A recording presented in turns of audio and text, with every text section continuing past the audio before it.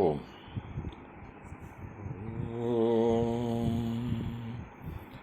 പാവകാനഃ സരസ്വതി വാജേഭിർവാജിനീവതി യജ്ഞം വഷ്ടുധിയാ വസു. ഓം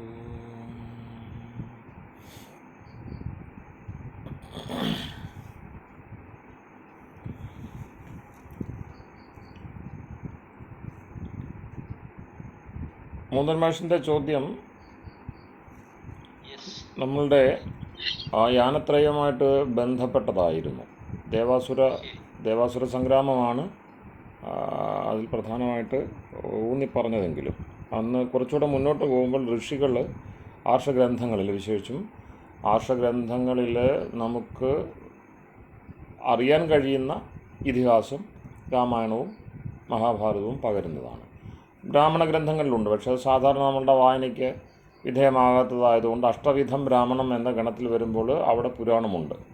8 തരം ബ്രാഹ്മണത്തിൻ്റെ 8 വിഭാഗങ്ങളിൽ പുരാണം വരുന്നുണ്ട്. അവിടെ പുരാവൃത്തം, പൂർവ്വകഥ, ഋഷികളുടെ കഥ അതൊക്കെ വരാറുണ്ട്. അപ്പോൾ അവിടെ ഋഷികൾക്കിടയിലെ മത്സരം വരെ കഥയാവാറുണ്ട്. ഋഷികൾക്കിടയിലെ കഥ, അതുപോലെ രസകരമായ മറ്റു ചില കാര്യങ്ങൾ.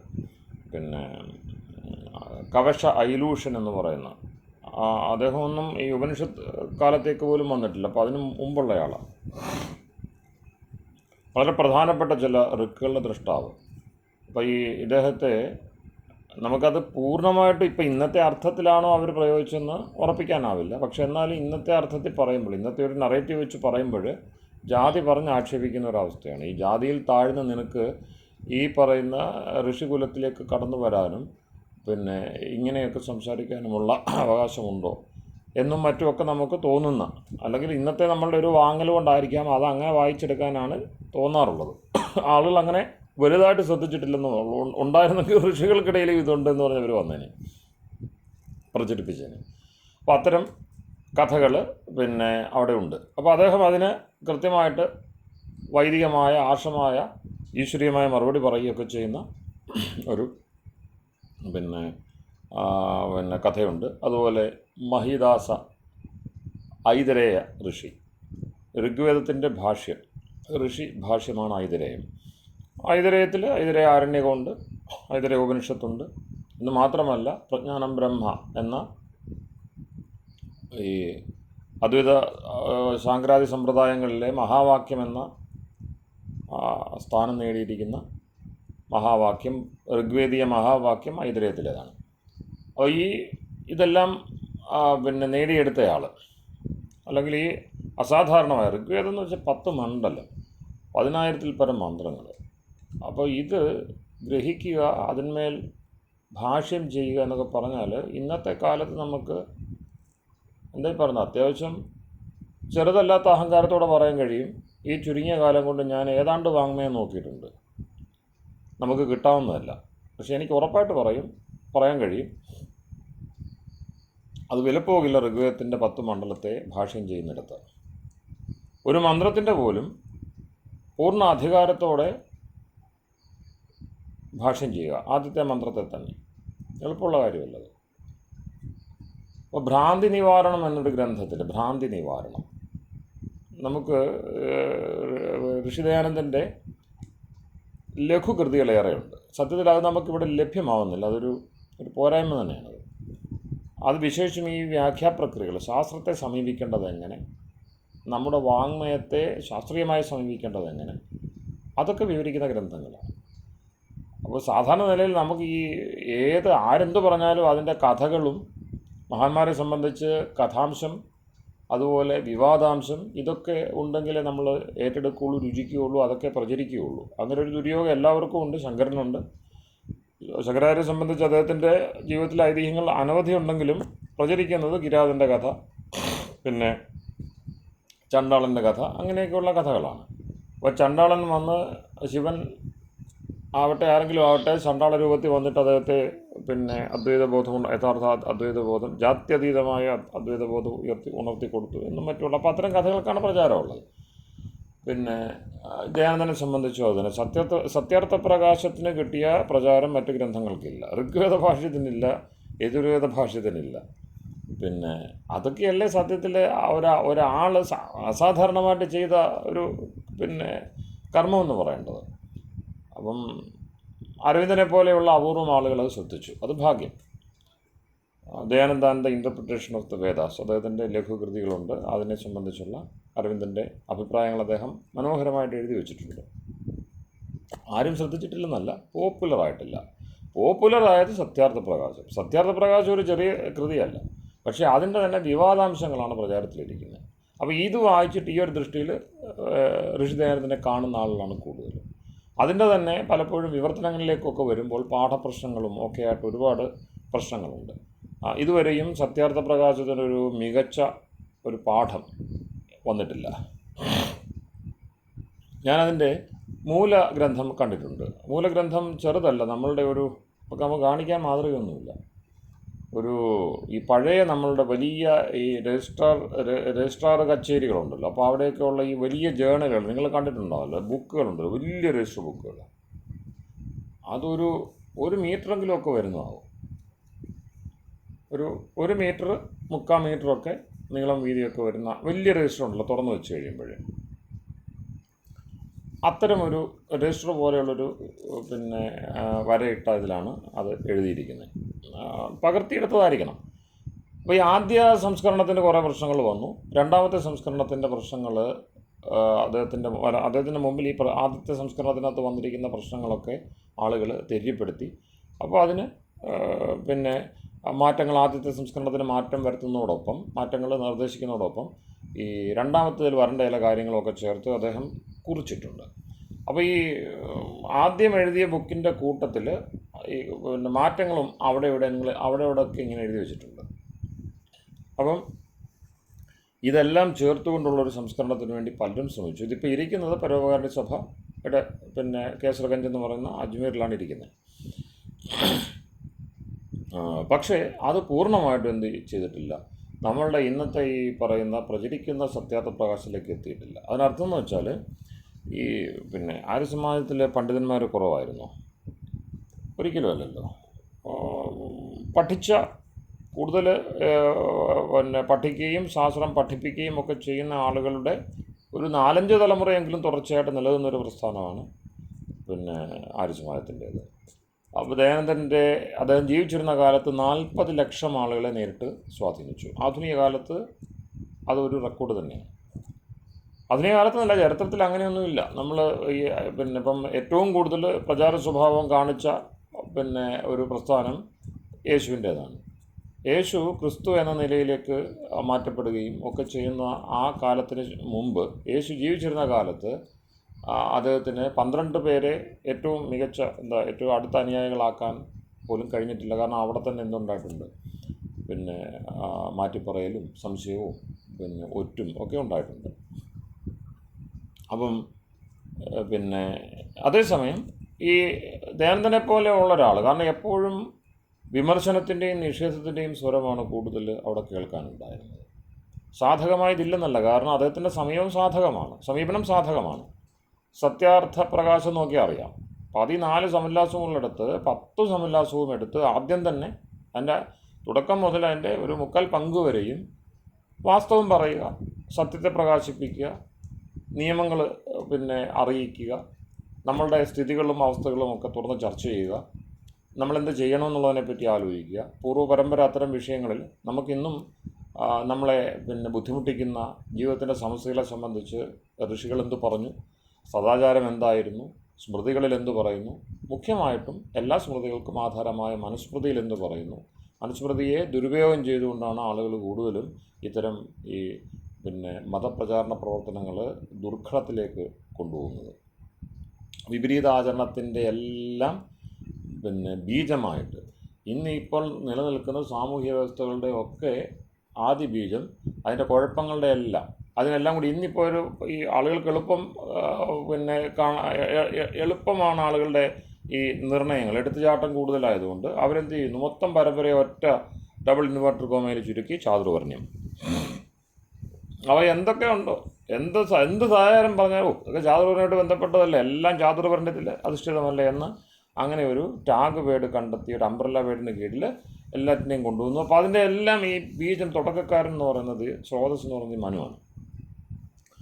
അപ്പോൾ മനുവിനെ വെച്ച് അങ്ങനെ വലിയ വ്യവസായങ്ങൾ നടക്കുമായിരുന്നു. ഈ മനുവിനെ ചിലരൊക്കെ ചോദ്യം ചെയ്യുന്നു, അംബേദ്കറിനെ പോലെയുള്ളവരും മറ്റും ചോദ്യം ചെയ്യുന്നു. എങ്കിലും ഇപ്പോഴും മനുവിൻ്റെ അടിത്തറയൊന്നും ഈ പറയുന്ന മനുവിൻ്റെ, ഈ ബ്രാൻഡഡ് ചാതുർവർണ്ണയ മനുവിൻ്റെ പിന്നെ മൂല്യം പോയിട്ടില്ല, ഇളക്കാനായിട്ടില്ല. അപ്പോൾ അവിടെ ദയാനന്ദൻ മുന്നോട്ട് വെച്ച, അദ്ദേഹം കുറേ കാര്യങ്ങളെ മുന്നോട്ട് വെച്ച് എടുത്തു കാട്ടി. എപ്പോഴും പറയും, ഞാൻ പുതിയതായിട്ടൊന്നും പറയുന്നില്ല, കാരണം പുതിയതായിട്ട് നമുക്ക് പറയേണ്ടതായിട്ട് വലിയ കാര്യങ്ങളില്ല. പിന്നെ പലതും നമ്മൾ മറന്നു പോകുന്നതൊക്കെ ഒന്ന് ഓർത്തെടുക്കേണ്ടത്, ഓർമ്മിപ്പിക്കേണ്ടതുണ്ട്. സ്മൃതി അതിനു വേണ്ടിയുള്ളതാണ്. നമ്മൾ കാലാകാലങ്ങളിൽ ഓർത്തു വെക്കേണ്ട ചില കാര്യങ്ങൾ. ആ ഓർമ്മയുടെ സ്രോതസ് നൽകുന്നത് ശ്രുതിയാണ്. ശ്രുതിയാകട്ടെ നേരത്തെ പറഞ്ഞ പോലെ 3 മാർഗങ്ങളെ വിസ്തരിക്കുക മാത്രമേ ചെയ്തിട്ടുള്ളൂ: ദേവയാനം, പിതൃയാനം, അസുരയാനം. ഈ 3 മാർഗങ്ങളെ സംബന്ധിച്ച് വൈദികമായ കാഴ്ചപ്പാട്, ഇവ കലർന്നു പോകാതെ, ഇവ ഉണ്ട് എന്നുമുണ്ട്, കലർന്നു പോകാതിരിക്കാൻ വേണ്ടിയുള്ള കാര്യങ്ങൾ ചെയ്യണം. ഏത് സമയത്തും കലരാം. അപ്പം കലർപ്പുണ്ടാവാതിരിക്കണമെങ്കിൽ ഒരു വഴിയേ ഉള്ളൂ: ജ്ഞാനം ശുദ്ധമാകണം. നഹി ജ്ഞാനേന സദൃശം പവിത്രമിഹ വിദ്യതേ. ജ്ഞാനത്തെ പോലെ പവിത്രമാക്കുന്ന, പവിത്രതയ്ക്ക് നിമിത്തമായിരിക്കുന്ന മറ്റൊന്നുമില്ല. അപ്പോൾ ആ ജ്ഞാനത്തിന് കാലുഷ്യം വന്നു കഴിഞ്ഞാൽ അടുത്ത പടി വേറൊന്നുമല്ല, ഈ 3 മാർഗങ്ങളും കൂടിക്കലരും, തിരിച്ചറിയാൻ കഴിയാതെ വരും. മാർഗങ്ങൾ, വഴികൾ പെട്ടെന്ന് എന്ത് ചെയ്യുന്നു? ഇടകലർന്ന് അന്ധകാരം വ്യാപിക്കുന്നു. അതാണ് സംഭവിക്കുന്നത്. അപ്പോൾ ഒരു വ്യക്തി തന്നെ നടക്കാൻ തുടങ്ങുന്നു. അവൻ ഒരു നിശ്ചിത പടി ആത്മവിശ്വാസത്തോടെ നടന്ന് മുന്നോട്ട് പോകുമ്പോൾ ലക്ഷ്യത്തെ സംബന്ധിച്ചുള്ള സന്ദേഹം വർദ്ധിക്കുന്നു. കൂടെ നടക്കുന്ന ആളുകൾ തന്നെ പരസ്പരം കലഹിക്കുന്നു. ഇങ്ങനെ ഒരു എന്താണ് പറയുന്നത്, ഏകാന്തപതികനായി പോയില്ല എങ്കിൽ കൂട്ടത്തിൽ കൂടി നശിച്ചു പോകുന്നൊരവസ്ഥയിലേക്ക് ആളുകൾ പോകുന്നു, ഒറ്റപ്പെട്ടു പോകുന്നു, അല്ലെങ്കിൽ കൂട്ടായിട്ട് നശിക്കുന്നു. പിന്നെ ചെതറിപ്പോകുന്നു, അല്ലെങ്കിൽ കൂട്ടമായിട്ട് നശിക്കുന്നു. ഇതാണ് സാധാരണ സംഭവിക്കുന്നത് അറിവിനെ സംബന്ധിച്ചുള്ള കാലുഷ്യം വന്നാൽ. ഇത് ഒരു ചെറിയ കാര്യമല്ല എന്നതുകൊണ്ട് തന്നെ പിന്നെ കപിലമുനി ദർശനത്തിൻ്റെ തന്നെ ആദ്യാചാര്യൻ എന്ന് കാണേണ്ടയാൾ, അദ്ദേഹം എന്ത് ചെയ്തു? ഇതരഥ അന്ധപരമ്പര എന്നൊരു സൂത്രം തന്നെ ആ വിഷയത്തിൽ ചെയ്തു വെച്ചു. അന്ധപരമ്പര ന്യായം അങ്ങനെയാണ് നമുക്ക് വരുന്നത്. അന്ധപരമ്പര, ഇതരഥ, ഈ വേദവിഷയത്തിലുള്ള വേദം നൽകുന്ന ശുദ്ധമായ ജ്ഞാനത്തിൻ്റെ പ്രകാശം, അതാണ് സത്യ അർത്ഥ പ്രകാശം. സത്യമായ അർത്ഥത്തിൻ്റെ, അർത്ഥം എന്ന് വെച്ചാൽ പുരുഷാർത്ഥം. 4 കാര്യങ്ങൾ നമ്മൾ അറിഞ്ഞിരിക്കണം. നമ്മളുടെ മനുഷ്യൻ്റെ ജീവിതം, ആത്മാവിൻ്റെ തന്നെ ആഗ്രഹമാണ് മനുഷ്യ ശരീരത്തിന് നിമിത്തമാകുന്നത്. ആത്മാവിൻ്റെ ആഗ്രഹങ്ങൾക്ക് ന്യൂനത വരുമ്പോഴാണ്, അല്ലെങ്കിൽ ആഗ്രഹങ്ങളും യോഗ്യതയും, നമ്മൾ ആഗ്രഹിക്കുന്ന അർത്ഥ്യത എന്ന് പറയും. ആഗ്രഹങ്ങൾ നമുക്ക് ഒരുപാടുണ്ട്. ആത്മാവിന് എന്തു വേണമെങ്കിലും ആഗ്രഹിക്കാം. ഇച്ഛാസ്വരൂപമാണ്, അതിനെ എന്തു വേണമെങ്കിലും ആഗ്രഹിക്കാം. പിന്നെ മുതുമനുഷ്യൻ അതിനകത്ത് പറഞ്ഞു, അത് ഇച്ഛാദ്വേഷ സ്വരൂപമായിട്ട് ബന്ധപ്പെട്ടല്ലേ അത് കിടക്കുന്നതെന്ന്. അങ്ങനെ തന്നെയാണ് കിടക്കുന്നത്. അപ്പം ആ ഇച്ഛാ സ്വരൂപിയായ ആത്മാവിന് എന്തു വേണേലും പിന്നെ ചിന്തിക്കാം, എന്തു വേണേലും ആഗ്രഹിക്കാം. പക്ഷേ മൗലികമായ നിലയിൽ അതൊരു നിത്യവസ്തുവായതുകൊണ്ട്, നിത്യവസ്തുവാണ്. അതാണ് നമ്മൾ പ്രത്യേകമായിട്ട് ഓർക്കുന്നത്. അപ്പം നിത്യതയുമായി ബന്ധപ്പെട്ട വിചാരങ്ങൾ അതിന് നൈസർഗികമായിട്ടുണ്ടാവും. അനിത്യ വിചാരങ്ങൾ വരാൻ ഉപാധികൾ വേണം. അതിന് മറ്റു ചില പിന്നെ സാങ്കേതിക പശ്ചാത്തലങ്ങളും പരിസരങ്ങളും വേണം. ശരീരങ്ങൾ, ആ ശരീര സ്വീകാരം, ഇത്തരത്തിലുള്ള വിഷയങ്ങളിലേക്ക്. അപ്പോൾ ശുദ്ധമായ അതിൻ്റെ സ്വരൂപം നോക്കുമ്പോൾ അതിന് സത്യാസത്യം അറിയാനുള്ള ശക്തിയുണ്ട്. പിന്നെ സുഖത്തെ ദുഃഖത്തിൽ നിന്ന് വേർതിരിച്ചറിയാനുള്ള വിവേകമുണ്ട്. സുഖം തനിക്ക് നൽകുന്ന വസ്തു ഏതാണെന്നുള്ള ബോധമുണ്ട്. കാരണം അതില്ല എങ്കിൽ, ഒരു കുഞ്ഞു ചെടി നമ്മളതിന് വേണ്ട കാര്യങ്ങളൊക്കെ ചെയ്ത് കൊടുക്കുന്നു, വെള്ളം ഒഴിച്ച് കൊടുക്കുന്നു, അത് നേരെ അങ്ങ് വളർന്നു പോവുക. അങ്ങനെ കാണുന്നില്ല, ചിലപ്പോൾ അത് വളർന്നു വരും. ആ വളവും തിരിവും ഒക്കെ വരുന്ന അതിൻ്റെ വാസനയാണ്. അത് നമുക്ക് എത്ര കണ്ടും നോക്കാൻ പറ്റത്തില്ല. നമ്മൾ വടിയൊക്കെ വെച്ച് കൊടുക്കും, അതിനെ നമ്മൾ ഉദ്ദേശിക്കുന്ന പോലെ കൊണ്ടുപോകാനൊക്കെ നോക്കും.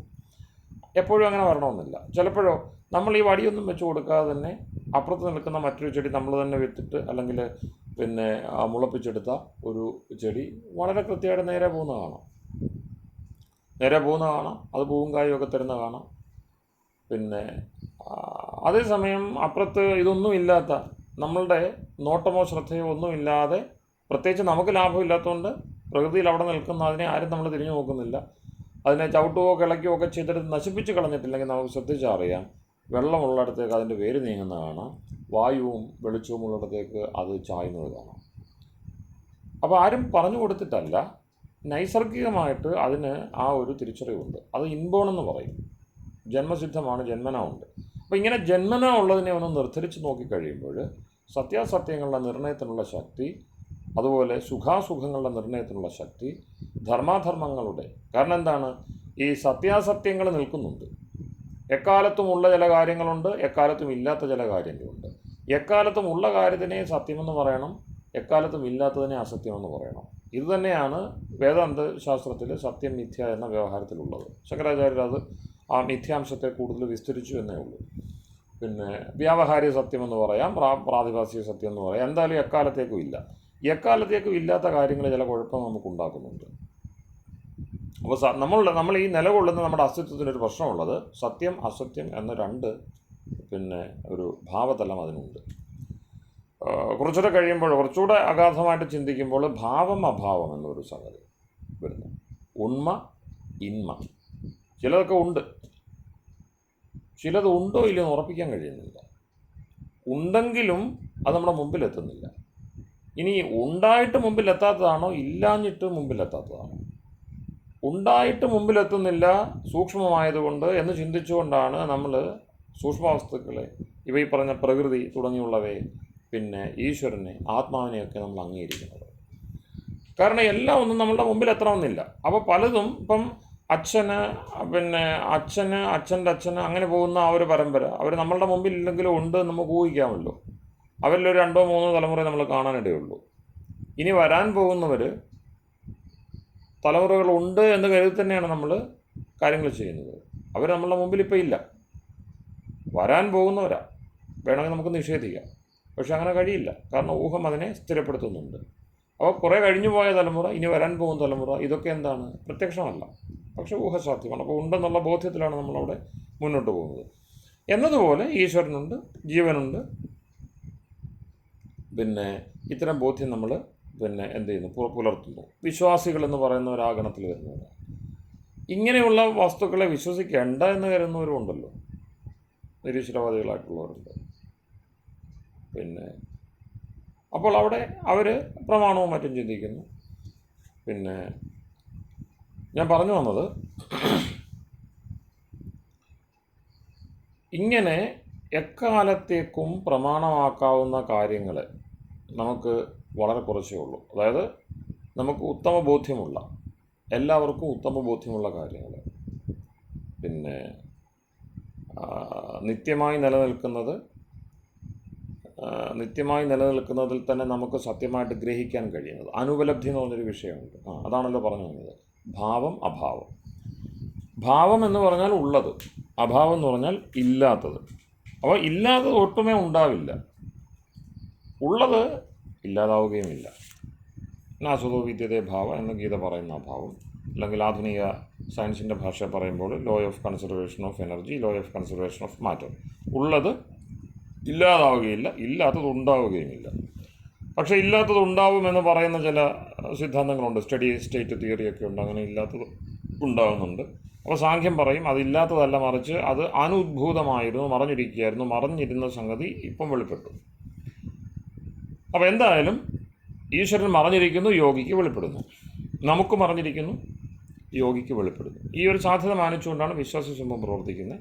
പക്ഷേ ഉണ്ടായിരുന്നുവെങ്കിൽ ഇന്ദ്രിയങ്ങളുടെ മുമ്പിൽ എത്തിയേനെയും അനുഭവത്തിലായേനെയും, അതുകൊണ്ട് അനുഭവത്തിൽ വരാത്തതുകൊണ്ടില്ല എന്ന് കരുതി അതിനെ കളയുന്ന ഒരു പക്ഷവുമുണ്ട്.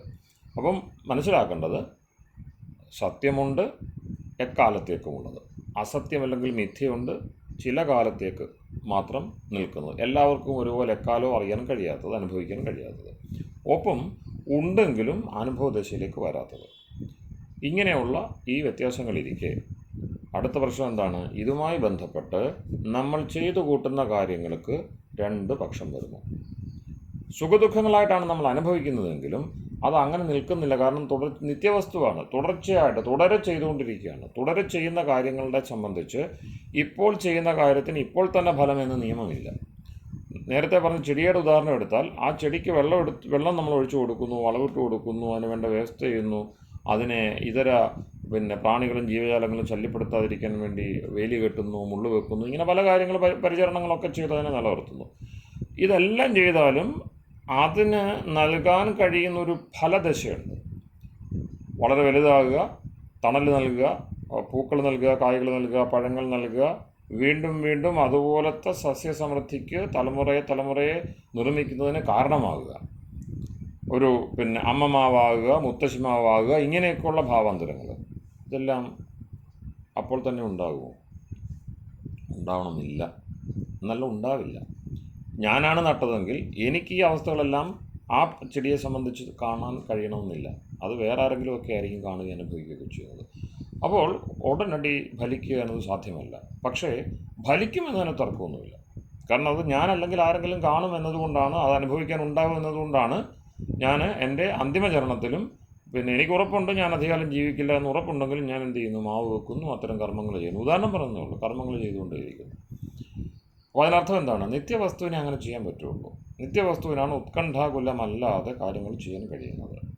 നിത്യതയെപ്പറ്റി ബോധമുള്ളവൻ ഉത്കണ്ഠയില്ലാതെ ചെയ്തുകൊണ്ടേയിരിക്കും. കാരണം എന്താണ്? അവന് ഉറപ്പുണ്ട് ഞാൻ നിത്യവസ്തുവാണ്. നിത്യവസ്തുവാണെങ്കിൽ ആ ബോധത്തോടെ ചെയ്യുന്ന ആളുകൾ ചെയ്യുന്ന കർമ്മങ്ങൾക്കും ഒരുപാട് വ്യത്യാസമുണ്ട്.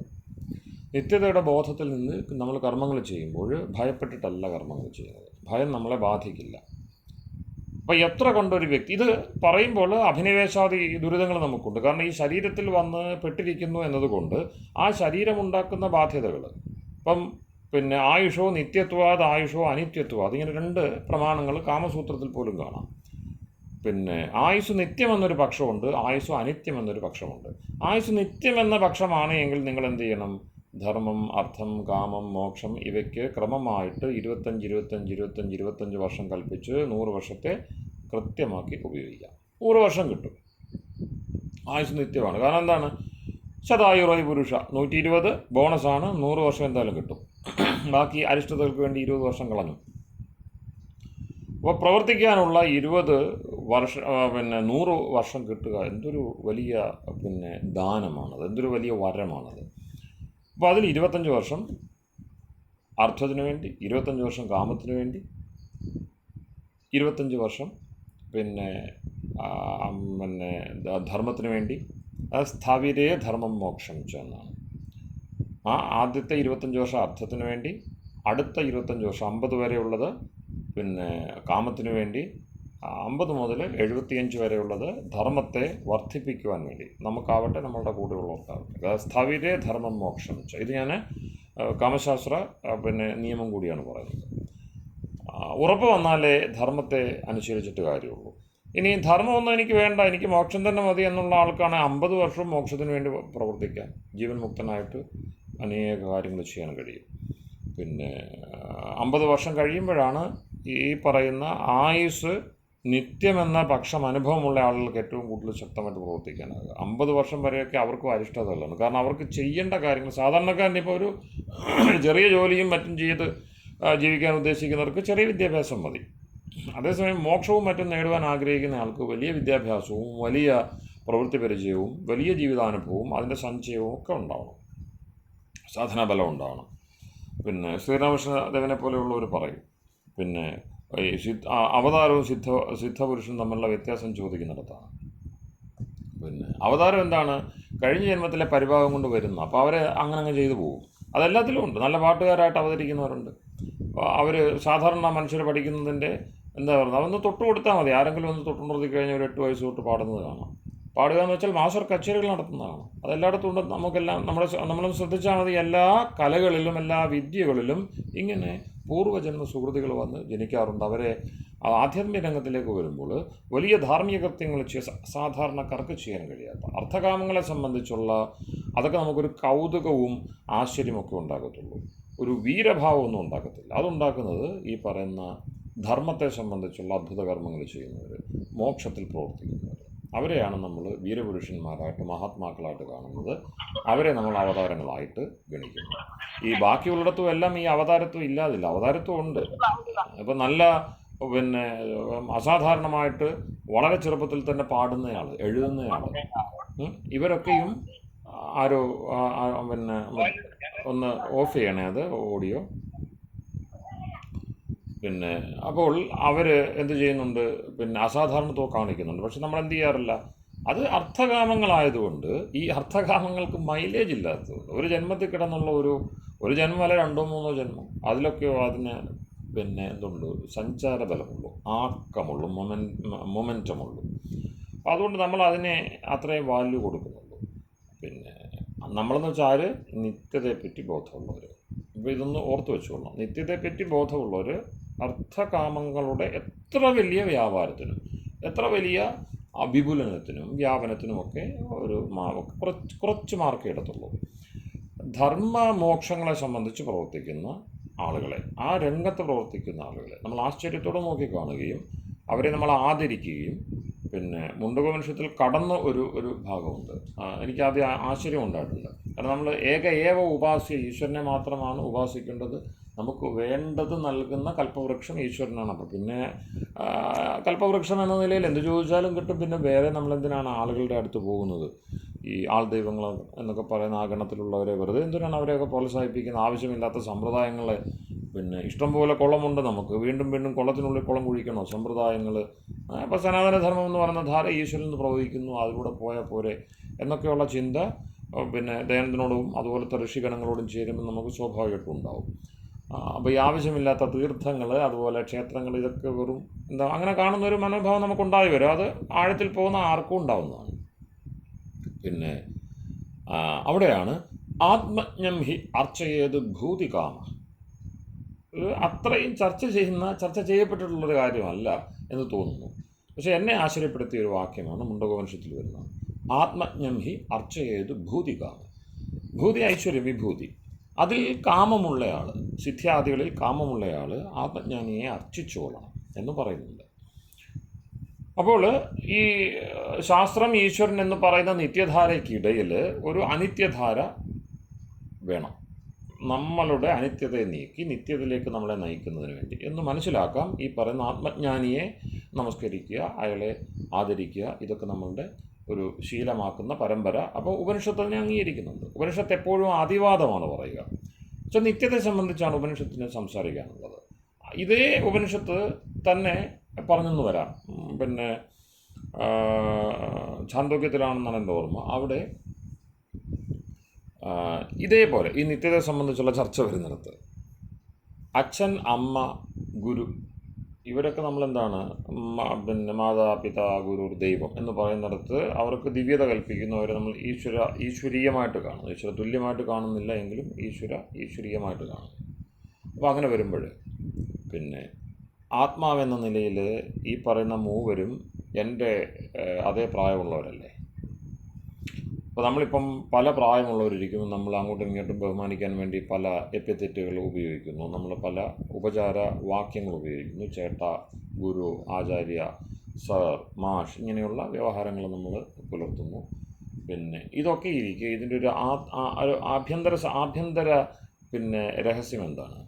നമ്മളെല്ലാവരും എക്കാലത്തും ഉള്ള അനാദിത്വം പൊതുവായിട്ടുള്ള, അനന്തതയും നാശമില്ലായ്മയും പൊതുവായിട്ടുള്ള ആത്മാക്കളെന്ന്. അതിനർത്ഥം എന്ത്? നമ്മൾ ഒരേ പ്രായമാണ്. മുൻപിൻ ശരീരമെടുത്തതിൽ മാത്രമാണ് ഒരു മുൻപിൻ ഭേദം വരുന്നത്, പ്രായവ്യത്യാസം വരുന്നത്. അപ്പോൾ ആത്മവാദം കൃത്യമായിട്ട് പിന്തുടരുന്ന പക്ഷം ഈ പറയുന്ന പ്രായഭേദം, ഇന്നത്തെ ഈ ന്യൂജൻകാർ കാണിക്കുന്ന പല കാര്യങ്ങളും ഉപനിഷത്ത് ഋഷിമാരുടെ ആ പ്രവൃത്തിയിൽ കാണാം. പിന്നെ ഈ അനുസരണയില്ലായ്മ, നിഷേധം, ഇങ്ങനെയുള്ള കാര്യങ്ങൾ. പിന്നെ അപ്പോൾ അവർ വളരെ ബാലിശമെന്ന് നമുക്ക് തോന്നും. പക്ഷെ അവരുടെ ദൃഷ്ടി എന്താണ്? ആത്മാക്കൾ തുല്യരാണ്. നിരതിശയാശ്ചേതന. ചേതനന്മാർക്കിടയിൽ എന്തില്ല, ഭേദം വേണ്ട. പക്ഷേ ഇത് ആരാ മനസ്സിലാക്കുക? ആർക്കാണിത് മനസ്സിലാക്കാനാവുക? ചേതനന്മാർ എന്ന ദൃഷ്ടിയിൽ നിത്യതയിൽ നോക്കിക്കാണുമ്പോൾ മാത്രമേ അവിടെ ഒരു വ്യവഹാര ദോഷമില്ലാതെ ആവുന്നുള്ളൂ. അതുകൊണ്ട് ഋഷി തന്നെ അടുത്തതിൽ പറയും, ഞങ്ങളെ ആദിവാദികളെന്ന് വിളിക്കും. ആദിവാദികളാണ്, ഞങ്ങൾ പറയുന്ന ആദിവാദമാണ്. ഇതുപോലെ നടവിലുള്ള കാര്യമാണോ? നോക്ക്, സത്യത്തിൽ ആത്മാക്കൾ എന്നും ഉള്ളവരാണ്.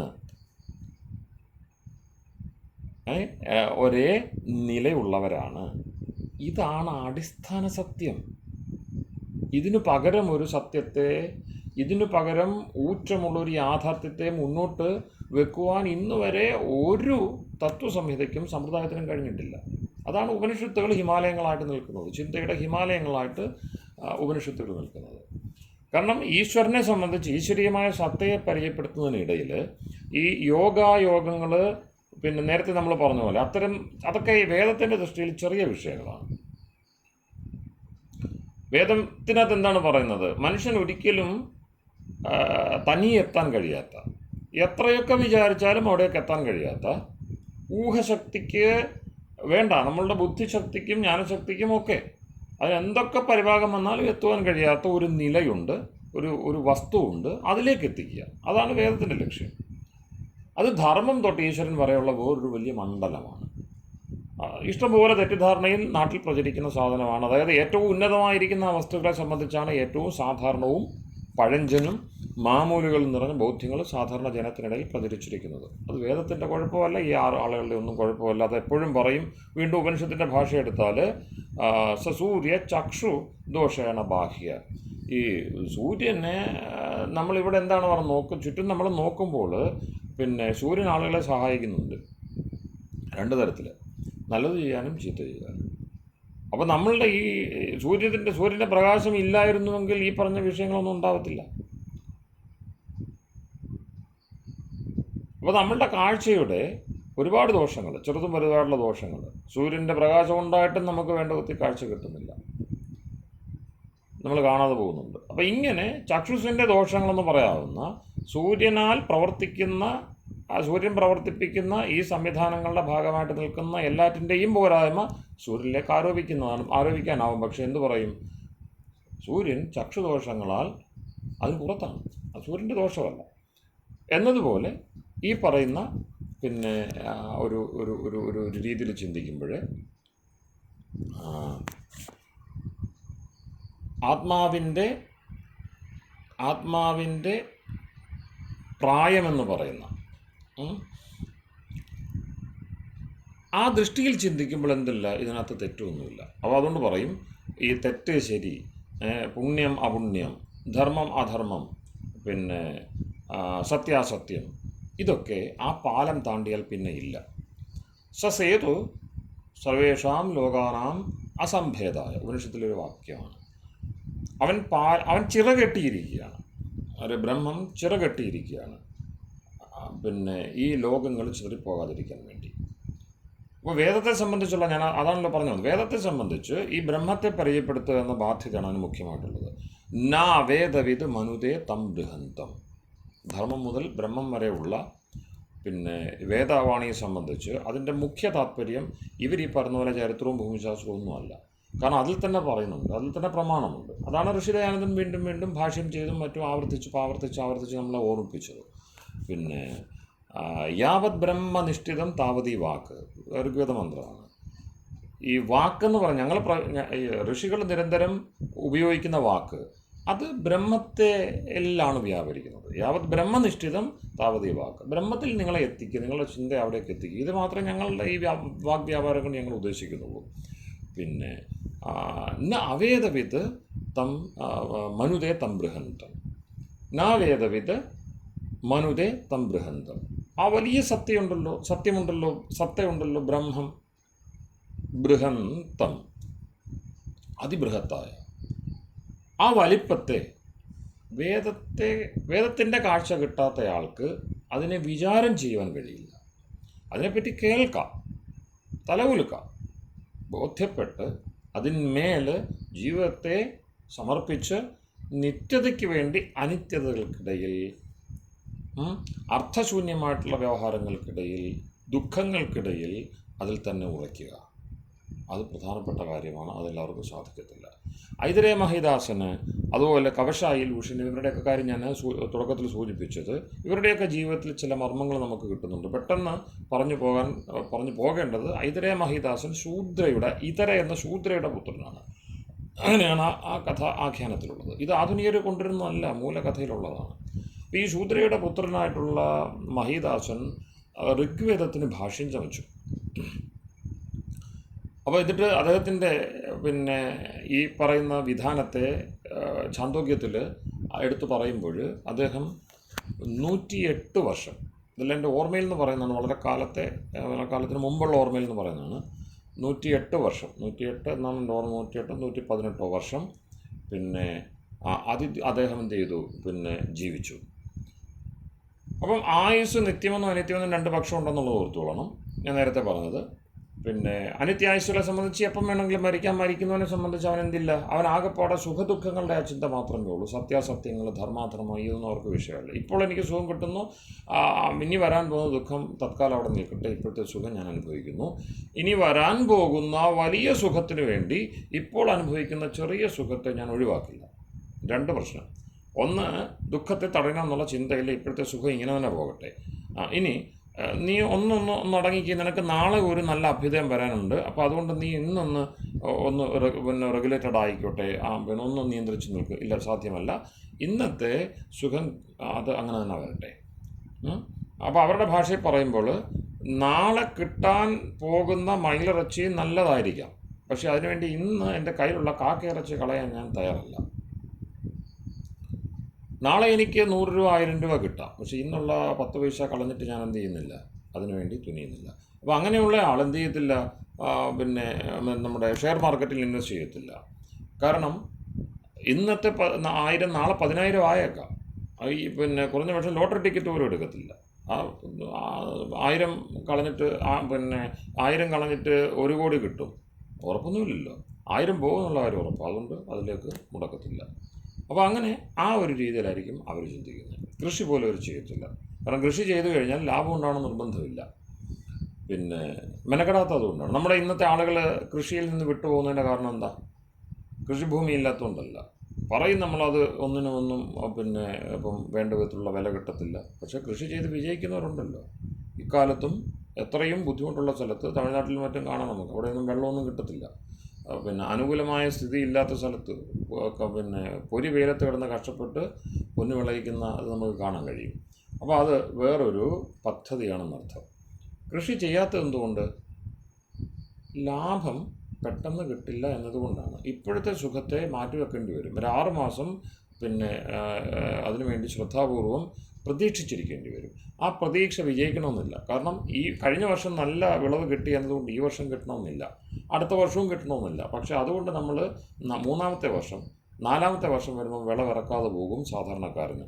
പക്ഷേ യഥാർത്ഥ കൃഷിക്കാരന് 4-ഉം 5-ഉം എത്രയായാലും അയാൾ വീണ്ടും ചെയ്തുകൊണ്ടേയിരിക്കും. അങ്ങനെ ചെയ്ത് വലിയൊരു ആനുകൂല്യം പ്രകൃതിയിൽ അയാൾ നേടിയെടുക്കുകയും ചെയ്യും. അങ്ങനെയാണ് കൃഷിയുടെ തുടർച്ച. അപ്പോൾ ഈ പറഞ്ഞ അപ്രതീക്ഷിതകളെ പ്രതീക്ഷയ്ക്ക് വിരുദ്ധമായ കാര്യങ്ങളെ നേരിടുവാനുള്ള ചങ്കൂറ്റം ഉള്ള ആളുകൾ എപ്പോഴും ശ്രദ്ധിച്ചാൽ അറിയാം, അവർക്ക് നിത്യതയുമായിട്ട് സമ്പർക്കമുണ്ടാവും. നിത്യവസ്തുക്കൾ ഉണ്ടെന്നുള്ള ബോധ്യം ഉണ്ടാകും. താൻ തന്നെ നിത്യമാണെന്നുള്ള ബോധ്യം ഉണ്ടാകും. അങ്ങനെയുള്ളവർക്ക് ചലഞ്ചുകൾ അവർക്ക് എന്തല്ല, അവർക്ക് അത് പോസിറ്റീവാണ്. അതായത് ഒരു 10 സുഖം വരുന്നതിനേക്കാൾ അവർക്ക് സന്തോഷം അങ്ങനെയുള്ളവർക്ക് ഒരു 100 ദുഃഖം വരുന്ന. കാരണം അത് അതുപോലെ നമുക്ക് എന്തുണ്ടാക്കുന്നു, മുന്നോട്ടാക്കം നൽകുന്നു. സുഖമായ വഴിയിലൂടെ ഒരു 10 കിലോമീറ്റർ പോയി തിരിച്ചു വരുന്നത് പോലെയല്ല, ദുഃഖമുള്ള വഴിയിലൂടെ, ഹർഡിൽസ്, തടസ്സമുള്ള വഴിയെ താണ്ടി പലതരത്തിലുള്ള തടസ്സങ്ങൾ. അപ്പം ജീവിതത്തിൻ്റെ അനുഭവം, ജ്ഞാനം കൂടുന്നു, ദുരിതമെന്ന് പറഞ്ഞതിനെ പറ്റിയുള്ള ബോധ്യമുണ്ടാകുന്നു. ആ സമയത്ത് കിട്ടുന്ന സുഖം അല്പമാണെങ്കിലും അതിൽ സന്തോഷമുണ്ടാകുന്നു. അപ്പോൾ ബലം വർദ്ധിക്കുന്നു. പിന്നെ ഉപരി സുഖത്തെ പറ്റിയുള്ള ചിന്ത ഉണ്ടാകുന്നു. തടസ്സമുള്ള സുഖം ഇങ്ങനെയാണ്, തടസ്സമില്ലാത്തത് എങ്ങനെയെന്ന ചിന്ത വരുന്നു. അതേസമയം തടസ്സമേ കാണാതെ ഉള്ളതെന്തായാലും അതുകൊണ്ട് ഇത് മതി, അതിനെ ഇരട്ടിച്ചിരട്ടിച്ച് അങ്ങനെ പോകുന്ന സുഖത്തിൽ നിന്ന് സുഖത്തിലേക്ക് യാത്ര ചെയ്യുന്ന ആളുകളെ സംബന്ധിച്ച് അവർക്ക് സ്വർഗ്ഗനരകങ്ങളുടെ ചിന്ത പോലും ഉണ്ടാകത്തില്ല. എത്രയോ വിദൂരമാണ് മോക്ഷമെന്ന് പറയുന്നത്. അവർക്ക് ഇപ്പം കിട്ടുന്നതുകൊണ്ട് അവർ തൃപ്തരാണ്. അപ്പോൾ ഇങ്ങനെയുള്ള ഒരു വ്യത്യാസം എന്തിലേക്ക് നയിക്കുന്നു? അപ്പോൾ സത്യാസത്യങ്ങളുടെ ഈ വലിപ്പച്ചെറുപ്പങ്ങൾ ധർമാധർമ്മത്തിലേക്ക് കൊണ്ടുപോകുന്നു. ഒപ്പം സുഖദുഃഖങ്ങളെ സംബന്ധിച്ചുമുള്ള തീരുമാനങ്ങളെ കണ്ടമാനം ബാധിക്കുന്നു. അപ്പോൾ നമുക്ക് നാഗം എന്ന് പറയുന്ന സംഗതി, അകം, കം സുഖം, പ്രജാപതിയുടെ പേര് കൂടിയാണ്. കഹ് പ്രജാപതി, കം സുഖം. ഖം എന്ന് പറയുന്നത് ബ്രഹ്മം. അത് നമുക്ക് ഈ ബ്രഹ്മത്തിൻ്റെ സാന്നിധ്യം കൊണ്ട് കിട്ടുന്ന സുഖമാണ് കം എന്ന് പറയുന്നത്. വെറും ഗാഖയിലെ കം, കഹ് പ്രജാപതി എന്ന് പറയും. ആരാണ്? കസ്മൈ ദേവായ ഹവിഷാവിധേമ, കസ്മയ്യേ കസ്മൈ എന്നൊക്കെ. അപ്പോൾ ആ പ്രജാപതി എന്ന് പറയുന്നയാൾ സുഖസ്വരൂപനാണ്. അദ്ദേഹത്തിൻ്റെ സാന്നിധ്യം കൊണ്ട് അദ്ദേഹം ഇരിക്കുന്ന സ്പേസിലും എന്തുണ്ടാകുന്നു? ആ സുഖം കിട്ടുന്നു. അങ്ങനെ കിട്ടുന്ന ആ സുഖമാണ് കം എന്ന് പറയുന്നത്. ആ കം ന കം അകം. അകം എന്ന് വെച്ചാൽ അത് കിട്ടാത്ത അവസ്ഥ. സ്ഥലമൊക്കെ ഉണ്ട്, നമ്മൾ അവിടെയാണ്, പക്ഷേ എന്ത് ചെയ്യുന്നില്ല, അവ നമുക്ക് കിട്ടുന്നില്ല. അകമാണത്. പിന്നെ ഛാന്തോക്യം പറയും, നിധിക്ഷേത്രത്തിലൂടെ നിരന്തരം സഞ്ചരിച്ചുകൊണ്ടിരിക്കുകയാണ് നമ്മൾ. നിധി എവിടെയെന്നറിയില്ല. അതുപോലെ പിന്നെ മഹത്തായ അഥർവത്തിൽ മന്ത്രമുണ്ട്, ഇതം ബ്രഹ്മലോകം മഹീയത. ഈ ബ്രഹ്മലോകം ഇവിടുന്ന് ഒരു ഇത്ര ദൂരം റോക്കറ്റിലോ മറ്റോ സഞ്ചരിച്ചെത്തേണ്ട ഒരു സ്ഥലമല്ല, ഇവിടെ തന്നെയാണ്. അത് വിദൂരമൊന്നല്ല, അതിദൂരമൊന്നല്ല, അനതിദൂരമൊന്നുമല്ല. ഇപ്പോൾ ഇവിടെ നീ കേട്ടോ, ഇതം ബ്രഹ്മലോകം മഹീയത. ആ മഹത്തായ ബ്രഹ്മലോകം ഇത് തന്നെയാണ്. വിഷയം നമുക്കതുമായിട്ട് ബന്ധമില്ല എന്നത് മാത്രമേ ഉള്ളൂ. നിധിക്ഷേത്രത്തിലൂടെ നിരന്തരം നടന്നാലും നിധി ഇരിക്കുന്നത് എവിടെ എന്ന രഹസ്യം അറിയാത്ത ഒരാൾക്ക് നിധിയുടെ അനുഭവം ഉണ്ടാവില്ല. നിധിയിൽ നിന്നും അയാൾ എക്കാലത്തേക്കും വഞ്ചിതനായിരിക്കും. ഇതാണ് അവിടുത്തെ ഒരു ദുർഘടം. അപ്പോൾ അതുകൊണ്ട് തന്നെ ഈ നാകം എന്ന് പറയുന്ന അകം എന്ന് വെച്ചാൽ എന്താണ്? പ്രജാപതിയുടെ സുഖം, അതില്ലാത്ത അവസ്ഥ, ഇപ്പോൾ നമ്മൾ അനുഭവിക്കുന്ന ദുഃഖഭൂയിഷ്ടമായ സുഖം.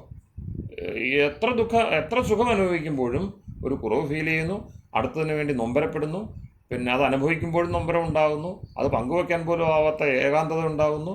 വീണ്ടും വീണ്ടും അതിൽ തന്നെ മുന്നേറി അങ്ങനെ എന്ത് ചെയ്യുന്നു? കൃത്യമായിട്ട് പറഞ്ഞാൽ ഇച്ചിരി രൂക്ഷമായി പോകും. നാടൻ പ്രയോഗമാണ്, പട്ടി എല്ലും കഷ്ണം കടിക്കുന്നത് പോലെ. അതിൻ്റെ ചോരയാണ് അത് ആസ്വദിച്ചുകൊണ്ടിരിക്കുന്നത് അറിയാതെ വലിയൊരു നിറഞ്ഞ മാംസ സദ്യ കഴിക്കുന്ന ഒരു ഭാവത്തോടു കൂടി നമ്മൾ ഈ സുഖത്തിൽ ഇൻഡൾജ് ചെയ്യുന്നു, അതിനുള്ളിൽപ്പെട്ട് ഉഴലുന്നു. തേൻ കുടത്തിലേക്ക് വീണ പിന്നെ വണ്ടിനെ പോലെ അവിടെ തന്നെ എന്ത് ചെയ്യുന്നു? ഇല്ലാതാവുകയാണ് ആ ഒരവസ്ഥ. അപ്പോൾ ഇതിൽ നിന്നും മാറി ചിന്തിക്കുക എന്നത് എത്ര ദുർഘടമാണെന്ന് ആലോചിച്ച് നോക്കുക. മോക്ഷവിജ്ഞാനം ഇന്ന് തുലവും അപ്രത്യക്ഷമായിരിക്കുന്ന ഒരു കാലമാണ്. ഒരു 50 വർഷം മുമ്പ് അത് കുറച്ചുകൂടി ഉണ്ടായിരുന്നു. ആരാധന സാധാരണ തലത്തിലും ക്ഷേത്രങ്ങളിലും എവിടെയെങ്കിലുമൊക്കെ എന്തെങ്കിലുമൊക്കെ ഒരു മോക്ഷ ആഭിമുഖ്യം, മോക്ഷത്തിന് വേണ്ടിയുള്ള ഒരു ചെറിയ ഫലകങ്ങൾ അവിടെയും ഇവിടെയൊക്കെ നമുക്ക് കാണാമായിരുന്നു. മോക്ഷം ഇന്നൊരു വിഷയമേ അല്ല. അത് ചർച്ച ചെയ്യുന്നത് ഈ ക്ഷേത്രങ്ങളിലും മറ്റും പറയുന്ന മോക്ഷത്തിലെ കഥകളാണ്. പിന്നെ എല്ലാ ദിവസവും ഹിന്ദുക്കളെ സംബന്ധിച്ച് അവർ എല്ലാ ദിവസവും പടിചവിട്ടി ശിവനെയോ അയ്യപ്പനെയോ ഒക്കെ കണ്ട് മോക്ഷം വാങ്ങിപ്പോകുന്നവരാണ്. മോക്ഷം നിത്യസിദ്ധമായ അവസ്ഥയിലാണ് ഹിന്ദുക്കൾ പൊതുവെ. അപ്പോൾ എല്ലാ ദിവസവും ദേവതാ ദർശനം നടത്തുന്നു, എല്ലാ ദിവസവും വിഗ്രഹങ്ങളിൽ നിന്ന് അതിനെ ഉപചരിച്ച് പലതരത്തിലുള്ള ഉപചാരങ്ങൾ പിന്നെ നൽകിക്കൊണ്ട് അനുഗ്രഹം വാങ്ങിക്കുന്നു. വിഗ്രഹാദി പഞ്ചകത്തിൻ്റെ ഒരു സ്ഥിതി അതാണ്. നമ്മളുടെ വിഗ്രഹങ്ങൾ സുപ്രതിഷ്ഠിതങ്ങളാണ്. തന്ത്രവിദ്യയിലൂടെ വളരെ കൃത്യമായിട്ട് എല്ലാ പിന്നെ സങ്കേതങ്ങളും പ്രപഞ്ചത്തിൻ്റെ ഹൃദയം ഗ്രഹിച്ച ആളുകൾ സൃഷ്ടിച്ചതാണത്. ആ പദ്ധതി അല്ലെങ്കിൽ അവർ നിയമിച്ചതാണ്. ഋഷീശ്വരന്മാരുടെ യോഗീശ്വരന്മാരുടെ തപസ്സെല്ലാം അവിടെ നിത്യമായിട്ട് പ്രസരിച്ചുകൊണ്ടിരിക്കുന്നു. അതിനെ പിന്നെ ഉദ്വാഹനം ചെയ്ത് അതിനെ ആവാഹിച്ച് ഒക്കെ കൊണ്ടുവരാൻ കഴിയുന്ന, പ്രാണപ്രതിഷ്ഠ നൽകാൻ കഴിയുന്ന ആചാര്യന്മാരത് ചെയ്യുന്നു. അങ്ങനെ അവിടേക്ക് എത്തുമ്പോൾ എന്തു ചെയ്യും? നമ്മൾ എല്ലാം കിട്ടേണ്ടതെല്ലാം അവിടെ കിട്ടുന്നു. അപ്പോൾ അവിടെ മോക്ഷം കിട്ടുന്നു എന്നതാണ് വിഷയം. കാരണം ദേവതയെ നമ്മൾ വിഗ്രഹത്തെ ദേവതയായിട്ട് തന്നെയാണ് കാണുന്നത്. അപ്പോൾ അതിൻ്റെ പലരും പറയാറുണ്ട്, ഇപ്പോൾ ഇതിനെ നമ്മൾ എതിർക്കുമ്പം, ഇപ്പോൾ വിധർമ്മികൾ വന്ന് എതിർക്കുമ്പോൾ നമ്മൾ അങ്ങനെയല്ല എന്ന് ഗുരുദേവനെ പോലെ ഇപ്പം പിന്നെ പ്രസിദ്ധമായിട്ടുള്ള ഒരു പിന്നെ ചരിത്ര മുഹൂർത്തമാണ്. പിന്നെ വാഗ്ഭ്രാനന്ദ ഗുരുദേവനും ശ്രീനാരായണ ഗുരുദേവനും തമ്മിൽ ഇത്തരം വിഷയങ്ങൾ ആശയവിനിമയം നടന്ന സമയത്ത് അവരുടെ ചർച്ചയിൽ വന്ന പ്രധാനപ്പെട്ടൊരു കാര്യമാണ്. അപ്പോൾ അവിടെ വിഗ്രഹാരാധന എതിർക്കുന്ന കൂട്ടത്തിൽ ധ്യാന സരസ്വതിയെ പോലെ ആ പക്ഷത്തെ മാനിക്കുന്ന മീമാംസകരാണ് ഇവരല്ല. ആ മീമാംസയിൽ വിഗ്രഹാരാധനയെ എതിർക്കുന്നവരും അനുകൂലിക്കുന്നവരും ഉണ്ട്. പിന്നെ എതിർക്കുന്നവരുടെ മീമാംസകരിൽ എതിർക്കുന്ന പക്ഷമാണ് വേദാന്തികളും മീമാംസകരാണെന്ന് ഓർക്കണേ. പിന്നെ ശങ്കരാചാര്യർ എതിർക്കുന്ന വിഗ്രഹാരാധന എതിർക്കുന്ന ആളാണ് ശങ്കരാചാര്യർ. പിന്നെ ഭാഷ്യകാരനായ ശങ്കരാചാര്യർ വിഗ്രഹത്തെ അംഗീകരിച്ചിട്ടില്ല. ഇവർ പക്ഷേ വിഗ്രഹാരാധനയുടെ എല്ലാ പ്രമാണങ്ങൾക്കും ശങ്കരൻ്റെ പേരിൽ ഓരോ കൃതികൾ എഴുതി വെച്ചിട്ടുണ്ട്. അത് വേറെ കാര്യം. ശങ്കരാചാര്യർ ഉൾപ്പെടുന്ന ആളുകളൊന്നും വിഗ്രഹാരാധനയെ മാനിച്ചിട്ടില്ല, ദയാനന്ദ സരസ്വതി മാനിച്ചിട്ടില്ല, അനേകരുണ്ട്, പിന്നെ രാമമോഹൻ റോയ്, ഇവരൊന്നും മാനിച്ചിട്ടില്ല. പിന്നെ അതുപോലെ അവരെയൊന്നും എടുത്തു പറയുന്നില്ല എന്നേ ഉള്ളൂ. ഇഷ്ടംപോലെ ആളുകളുണ്ട്, ഇത് മാനിക്കാത്ത ഏറെ പേരുണ്ട്. പിന്നെ അതുപോലെ വാഗ്ഭ്രാന്ത ഗുരുദേവൻ അങ്ങനെ വരുന്നയാളാണ്. പക്ഷേ ഇവിടേക്ക് എത്തുമ്പോൾ ശ്രീനാരായണ ഗുരുദേവൻ ആ സമയത്തെ ചില പ്രത്യേകതകൾ, ആ സമയത്തെ ചില അദ്ദേഹം പിന്നെ എന്തിനു വേണ്ടിയാണോ പിന്നെ പ്രവർത്തിക്കാൻ അദ്ദേഹത്തിൻ്റെ ജീവിതത്തിൻ്റെ മുഖ്യ ലക്ഷ്യമാക്കിയത്, അപ്പോൾ അത്തരത്തിലുള്ള സാമൂഹിക ദൃഷ്ടിയിൽ നോക്കുമ്പോൾ വിഗ്രഹാരാധന ഉപയോഗിക്കേണ്ടതുണ്ട്. അതിനുവേണ്ടി അദ്ദേഹം എന്ത് ചെയ്തു? വിഗ്രഹത്തെ പിന്നെ ആരാധിക്കുമ്പോൾ വിഗ്രഹത്തെ അല്ല ആരാധിക്കുന്നു, ദേവതയാണ് ആരാധിക്കുന്നു എന്നും മറ്റും സമർത്ഥിച്ചു. അപ്പം അത് വിഗ്രഹാരാധനയെ മാനിക്കുന്ന മീമാംസയുടെ പക്ഷത്തിൽ നിന്നുകൊണ്ടാണ് ഗുരുദേവൻ അത് ചെയ്യുന്നത്. അതുകൊണ്ട് അത് അപകടമില്ല. കാരണം എന്ത് ചെയ്യുന്നില്ല, അദ്ദേഹം വിഗ്രഹത്തിൽ നിൽക്കുന്നില്ല, ശിവനെ ഒന്നും പ്രതിഷ്ഠിച്ചിട്ടില്ല. അദ്ദേഹം ഓംകാരത്തെ പ്രതിഷ്ഠിക്കുന്നു, ഓംകാരത്തെ ഉപാസിക്കുന്നു, അവസാനം ഓംകാരേശ്വരൻ എന്ന് പ്രഖ്യാപിച്ചുകൊണ്ട് കണ്ണാടിയിൽ ഓംകാരം എഴുതുന്നു. ഇത് കൃത്യമായിട്ട് നമുക്ക് കാണാൻ കഴിയും. കാരണം അതൊരു മീമാംസ ദൃഷ്ടിയാണ് അവിടെ ഉള്ളത്. അപ്പോൾ സാധാരണ ഈ വിഗ്രഹവാദികൾക്കോ അല്ലെങ്കിൽ പിന്നെ ആ ക്ഷേത്രങ്ങൾ പണിയുക എന്നുള്ളത് ഒരു സ്ഥിരം കലാപരിപാടി. പണമുണ്ടോ, ക്ഷേത്രങ്ങൾക്ക് സംഭാവന ചെയ്യുക, അവിടെ എന്തെങ്കിലുമൊക്കെ പിന്നെ ദാനങ്ങളും മറ്റും നടത്തി നാമം പ്രതിഷ്ഠിതമാക്കുക, കുടുംബത്തിൻ്റെ പേര് അവിടെ പിന്നെ ഏർപ്പാടാക്കുക, അല്ലെങ്കിൽ സ്വന്തമായിട്ട് കുടുംബക്ഷേത്രമോ മഹാക്ഷേത്രമോ ഉണ്ടാക്കുക. എല്ലാവരുടെയും ഹിന്ദുക്കളെ എവിടെ അത്യാവശ്യം അവർക്ക് ഒരു പിന്നെ നിൽക്കാൻ ഒരു പാങ്ങുണ്ടാകും, അവരടുത്ത ഘട്ടത്തിൽ ഇതാണ് ഇപ്പോൾ ചെയ്യുന്നത്. അമ്പലം കമ്മിറ്റികളെല്ലാം സജീവമായി, നല്ല കാര്യം തന്നെ. അവിടുത്തെ ഒരു കുഴപ്പമെന്ന് വെച്ചാൽ ഈ വിഗ്രഹത്തിൻ്റെ പദ്ധതി വിഗ്രഹാദി പഞ്ചകം, അതിന് ശങ്കരാചാര്യ അതിനെ പിന്നെ ബ്രഹ്മസൂത്രത്തിൽ തന്നെ നിഷേധിക്കുന്നതിന് കാരണം ഈ വിഗ്രഹം അതിന് രൂപം മാത്രമല്ല, അതിന് ഭാവമുണ്ട്, ജീവനുണ്ട് എന്ന ചിന്ത വരികയും പിന്നെ അത് നമ്മൾ നൽകുന്ന അന്നപാനാദികൾ, നമ്മൾ നൽകുന്ന പിന്നെ ഖാദ്യങ്ങൾ അത് സ്വീകരിക്കുന്നു. മോഹനഭോഗമെന്ന് പിന്നെ ഉത്തരദേശത്ത് പറയും, നിവേദ്യം നമ്മളിവിടെ പറയും. അപ്പോൾ ഇതെല്ലാം എന്താണ്, മനുഷ്യർ സാധാരണ കഴിക്കുന്ന ഉത്തമ ഭോജ്യ വസ്തുക്കളാണ് അവിടെ കൊടുക്കുന്നത്, പിന്നെ നിവേദിക്കുന്നത്. അങ്ങനെ കൊടുത്തിട്ട് അതെല്ലാം സ്വീകരിച്ചിട്ട് അവയ്ക്ക് ഐശ്വര്യമുണ്ടാകുന്നു. അവയുടെ ഐശ്വര്യം അല്ലെങ്കിൽ പിന്നെ പ്രാണശക്തി വർദ്ധിക്കുന്നു. കാരണം നമുക്കും അങ്ങനെയാണല്ലോ, അന്നഖാദ്യങ്ങളിലൂടെ നമ്മുടെയും പ്രാണശക്തി പിന്നെ വർദ്ധിക്കുന്നു. അപ്പോൾ ഈ വിഗ്രഹത്തിനും അതുണ്ടാകുന്നു. അങ്ങനെ അത് വർദ്ധിക്കുമ്പോൾ, പ്രാണശക്തി വർദ്ധിക്കുമ്പോൾ അതിന് സന്തോഷമുണ്ടാകുന്നു. ആ സന്തോഷം നമ്മളിലേക്ക് ഐശ്വര്യമായിട്ട് അല്ലെങ്കിൽ പിന്നെ നന്മയായിട്ട് പകരുന്നു. ഇതാണ് വിഗ്രഹാദി പഞ്ചകം. 5 ഘട്ടങ്ങളിലൂടെയാണ് ഈ പ്രക്രിയ പൂർത്തിയാവുന്നത്. അപ്പോൾ ഈ നിലയിൽ എല്ലാ ദിവസവും ക്ഷേത്ര ദർശനം നടത്തുക, വിഗ്രഹ ആരാധന, മേരു തുടങ്ങിയിട്ട് വീട്ടിൽ വെച്ചുകൊണ്ട് തന്നെ ചെയ്യാമല്ലോ. അങ്ങനെയുള്ള ശ്രീവിദ്യ ഉപാസന, ഇങ്ങനെയുള്ള ഈ മൂർത്തിയെ വെച്ചുകൊണ്ടുള്ള മൂർത്തി പൂജ എന്ന് പറയുന്ന ആ സംഗതിയിലൂടെ നിത്യവും മോക്ഷത്തിൻ്റെ പഥത്തിലൂടെ പിന്നെ അഗ്രേസർ അല്ലെങ്കിൽ ദേവതാ ദർശനം കിട്ടിയവർ, ഇഷ്ടദേവത സംപ്രയോഗം നടത്തിക്കൊണ്ടിരിക്കുന്നവരാണ് ഹിന്ദുക്കൾ ഭൂരിപക്ഷവും. അപ്പോൾ മോക്ഷ വിദ്യ ദർശനം, അതിനുവേണ്ടിയുള്ള പ്രയത്നം, ഇതൊക്കെ നിരാധാരമായിരിക്കുകയാണ്. അതിന് ആർക്കും വേണ്ട. ഉപനിഷത്തുകളെ മറ്റും ചർച്ച ചെയ്യുന്നതിന് ഏതർത്ഥത്തിലാണ്? മോക്ഷം എന്ന് പറയുന്നൊരു ആത്യന്തിക ലക്ഷ്യത്തെ നേടുവാൻ വേണ്ടി നമ്മൾ ഇവിടെ എന്ത് ത്യജിക്കണോ, തേന ത്യക്തേന ഭുഞ്ജീത, ദേവയാനം, പിതൃയാനം, അസുരയാനം, ഇതിൻ്റെ ചർച്ച എവിടെയാണ് നടക്കുന്നത്? ഉപനിഷത്തുകളുടെ ഒരു ക്ലാസ്സിൽ പോലും എനിക്ക് ഭാഗ്യമുണ്ടായിട്ടില്ല ഈ 3 വേർതിരിച്ച് കേൾക്കുവാനും കാണുവാനും. എന്തൊക്കെയോ പറഞ്ഞുകൊണ്ടിരിക്കുന്നു. ബ്രഹ്മം, ഞാനാണ് ബ്രഹ്മം, നീയാണ് ബ്രഹ്മം, ഇത്തരത്തിലുള്ള ചർച്ചകളാണ് നടക്കുന്നത്. പിന്നെ ഞാൻ പറഞ്ഞു വന്നത്, ഇങ്ങനെയാണ് ഇതിൻ്റെ ഒരു അവസ്ഥ. ഇങ്ങനെ നിൽക്കുമ്പോൾ ഇതിൽ അടിസ്ഥാനപരമായിട്ട് സാഖ്യദൃഷ്ടിയിലൂടെ ചിന്തിക്കുമ്പോൾ എന്താണ് കുഴപ്പമെന്ന് ചോദിക്കുമ്പോൾ, കുഴപ്പമാണല്ലോ, ഈ എവിടെ ഒരു കുഴപ്പം തോന്നിയിട്ടാണ് മൂന്ന് മാഷ് ഈ ചോദ്യം ഉന്നയിച്ചത്. ചർച്ച ചെയ്ത് പോകുന്നതോറും ഈ കുഴപ്പം എവിടെ കൊണ്ട് വെക്കണമെന്ന് നമുക്ക് കിട്ടാതെ പോകുന്നുണ്ട്. അതാണ് മൂന്ന് മാഷിനെ കൊണ്ടത് ചോദിപ്പിച്ചത്. വളരെ വലിയ ചോദ്യമാണത്. അപ്പോൾ ഋഷികളുടെ അപ്പോൾ അദ്ദേഹം സ്വാഭാവികമായിട്ടും ഈ തൻ്റെ അനുഭവജ്ഞാനം കൊണ്ട് കുറച്ചുകൂടെ പുറകോട്ട് പോകുമ്പോൾ ഇത് ഋഷികൾക്കിടയിൽ ഇതുണ്ടായിരുന്നല്ലോ, ആചാര്യന്മാർക്കിടയിലും ഉണ്ടല്ലോ ഇത്, പിന്നെ മഹാഭാരതത്തിലും രാമായണത്തിലും നമ്മളുടെ ആർഷ ഇതിഹാസങ്ങളിലും ഒക്കെയും ഇതുണ്ടല്ലോ. അവരും ഈ രാക്ഷസന്മാരെയും അസുരന്മാരെയും ഭയപ്പെട്ട് ഓടുന്ന, അവർക്ക് വേണ്ടി വ്യവസ്ഥ ചെയ്യുന്ന കാര്യങ്ങളുണ്ടല്ലോ. അപ്പോൾ അദ്ദേഹം സ്വാഭാവികമായിട്ടും ശങ്കിക്കുന്ന എന്താണ്, ഈ ജീവാത്മാവിൻ്റെ ഇച്ഛാദ്വേഷം എന്ന് പറയുന്ന ആ ദ്വേഷം ഇരട്ടിച്ചിരട്ടിച്ച് ആ ഒരു വികാരമാവണം ഈ വൈരുദ്ധ്യത്തിന് നിമിത്തമാകുന്നത്. ധർമാധർമ്മ പോരാട്ടങ്ങൾ, ദേവാസുര യുദ്ധം, ഇങ്ങനെയൊക്കെ വരുന്ന ഈ സാമഗ്രികളൊക്കെ അതല്ലേ എന്ന് സ്വാഭാവികമായിട്ടും ചിന്തിച്ചു പോകും. അപ്പോൾ അവിടെ പിന്നെ എൻ്റെ ഒരു കാഴ്ചപ്പാട്, ഞാൻ അതിനോട് ഈ അദ്ദേഹം ചിന്തിച്ചു വന്ന വഴിയെ മാനിക്കുന്നയാളാണ്. കാരണം അത് മാനിക്കാതിരിക്കാനാവില്ല. യുഗാദീനാം വ്യവസ്ഥ ധർമ്മപാദ വ്യവസ്ഥ എന്ന് സൂര്യസിദ്ധാന്തം പറയും. ജ്യോതിഷത്തിൻ്റെ ഒരു കാഴ്ചപ്പാട് അതാണ്. നമ്മളുടെ കാഴ്ചപ്പാട് ജ്യോതിഷത്തിലൂടെ ആവണമെന്നുണ്ട്. ജ്യോതിഷാമയനം ചക്ഷു. കാഴ്ചപ്പാടുണ്ടാക്കണമെങ്കിൽ ജ്യോതിർഗോളങ്ങളുടെ സഞ്ചാരത്തെ പിന്തുടർന്ന് വേണം എന്ന് പറയും. അതിനുദാഹരണം വേദമന്ത്രം തന്നെ ഉണ്ട്. പിന്നെ സ്വസ്തിയേന എങ്ങനെ ചെയ്യണം, നിങ്ങൾ ഈ നമ്മൾ മാർഗത്തിൻ്റെ ചർച്ചയാണ് ചെയ്യുന്നത്, അതിനകത്ത് വഴിവിട്ട് പോയിട്ടില്ല. മാർഗ്ഗങ്ങൾ 3 മാർഗ്ഗങ്ങളെ സംബന്ധിച്ച് പറയുന്നു. 2 മാർഗ്ഗം വേദവിഹിതമായിട്ടുള്ളത് ദേവയാനവും പിതൃയാനവും. അപ്പോൾ അവിടെ പറയുന്നത് സ്വസ്തിയനം ചെയ്യണം.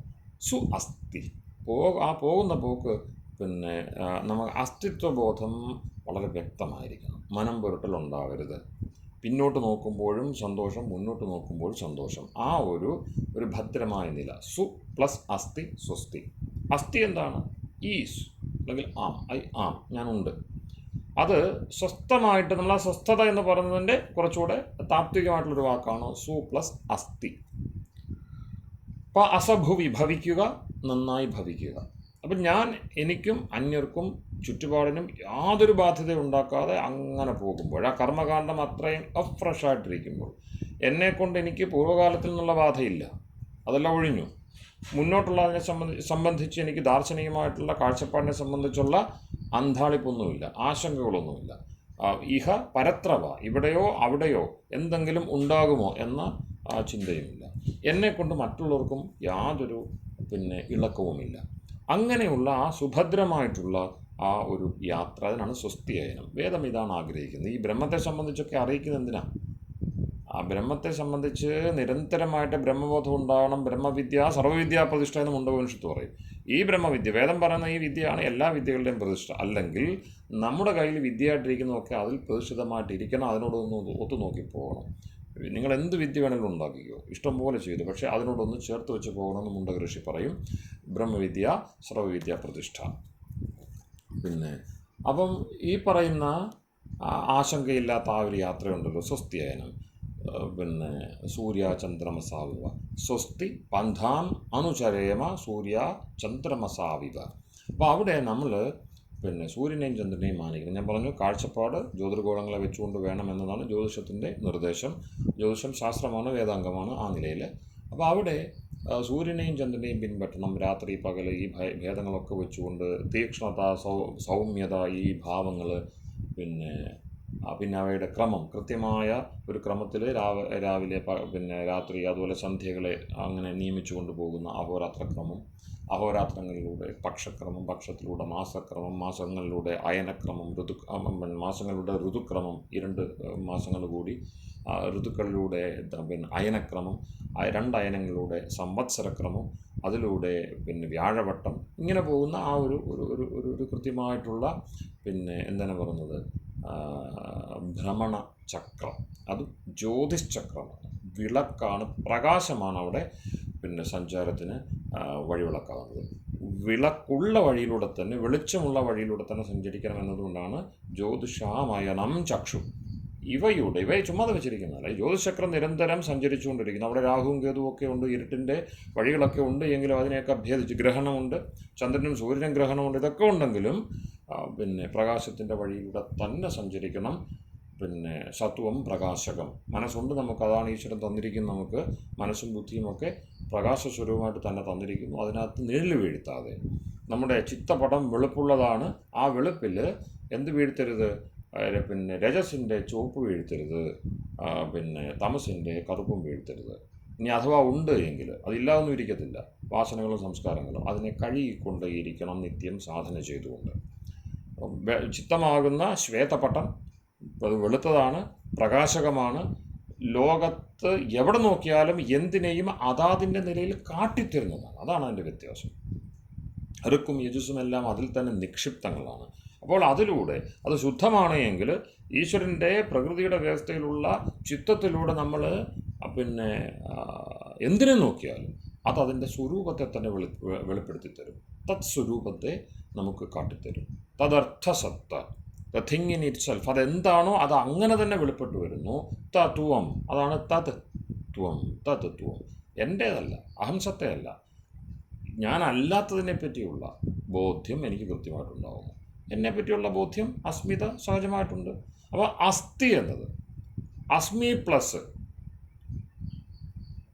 അസ്മിയുണ്ട്, ഞാനുണ്ട്. ഒപ്പം എന്തുണ്ട്? മറ്റുള്ളതുമുണ്ട്. സന്ധി, പലതുണ്ട്. ആ പലതുണ്ട്, ഞാനുമുണ്ട്. അതാണ് അസ്ഥി. അതുകൊണ്ടാണ് സ്വസ്മി എന്ന് പറയാമായിരുന്നല്ലോ. സ്വ അസ്മി എന്നല്ല പറഞ്ഞത്, സ്വസ്തി എന്നാണ് പറഞ്ഞത്. ഇതെല്ലാം ചേരുന്ന മഹത്തായ ബ്രഹ്മത്തിൻ്റെ അസ്ഥി എന്ന ഭാവമാണ് അസ്തിത്വം. അത് സു ആവണം, പോസിറ്റീവ് ആവണം. അതിനുവേണ്ടി പിന്നെ സൂര്യനെയും ചന്ദ്രനെയും പിൻപറ്റണം.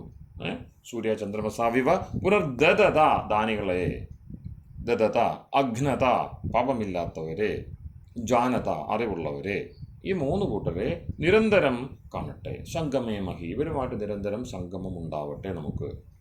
അപ്പോൾ ഈ വഴിയിൽ ദാനികളുണ്ടാവണം, പാപരഹിതരുണ്ടാവണം, ജ്ഞാനികളുണ്ടാവണം.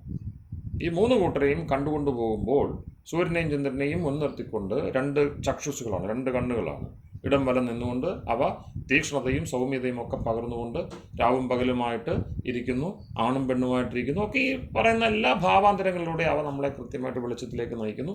ഇതാണ് ബ്രഹ്മത്തിൻ്റെ ഒരു ലളിതമായ വ്യവസ്ഥ. ഈശ്വരൻ്റെ വ്യവസ്ഥ വളരെ ലളിതമാണ്. ഞാൻ പലവട്ടം പറഞ്ഞതാണ്, സത്യസ്യ പന്ഥ യതര ദ്രുജീയ.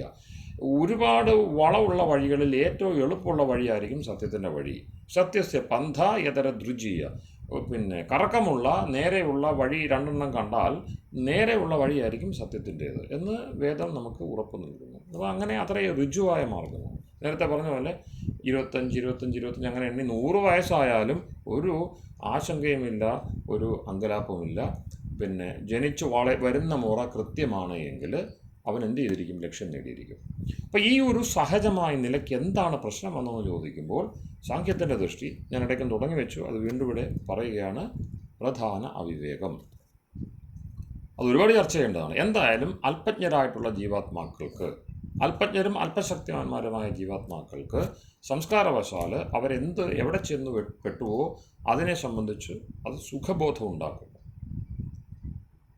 നമുക്ക് 2 ഓപ്ഷൻ വന്നല്ലോ, ധർമ്മ അധർമ്മം അസത്യ, ഇതൊക്കെ സത്യം അസത്യം. ഇതെന്ത് വരാൻ കാരണം? സുഖം നൽകുന്നതിന് പ്രകൃതിയുമുണ്ട്, സുഖം നൽകുന്നതിന് ഈശ്വരനുമുണ്ട്. പെട്ടെന്ന് സുഖം നൽകുന്നത് പ്രകൃതി, ഏറെക്കാലത്തെ പ്രയത്നത്താൽ മാത്രം സുഖം നൽകുന്നത് ഈശ്വരൻ. ഈ ഈശ്വരനെ കണ്ണ് അടച്ചിട്ട് നമ്മൾ എന്ത് ചെയ്തു? മാറ്റി കളഞ്ഞു. ഒരുപാട് ജന്മം എടുക്കണം അതിനു വേണ്ടി. ഏത് സ്മൃതിയുമാണ് ഏറെ ജന്മമെടുത്താൽ മാത്രം കിട്ടുന്നതല്ല. ഇപ്പോൾ തന്നെ സുസാധമാണ് പിന്നെ മോക്ഷപ്രാപ്തി, ബ്രഹ്മപ്രാപ്തി എന്ന് പറഞ്ഞിട്ടുള്ളത്. എങ്ങും പറഞ്ഞിട്ടില്ല. പക്ഷെ ഹിന്ദുക്കൾ എന്താ ഉറപ്പിച്ചിരിക്കുന്നത്?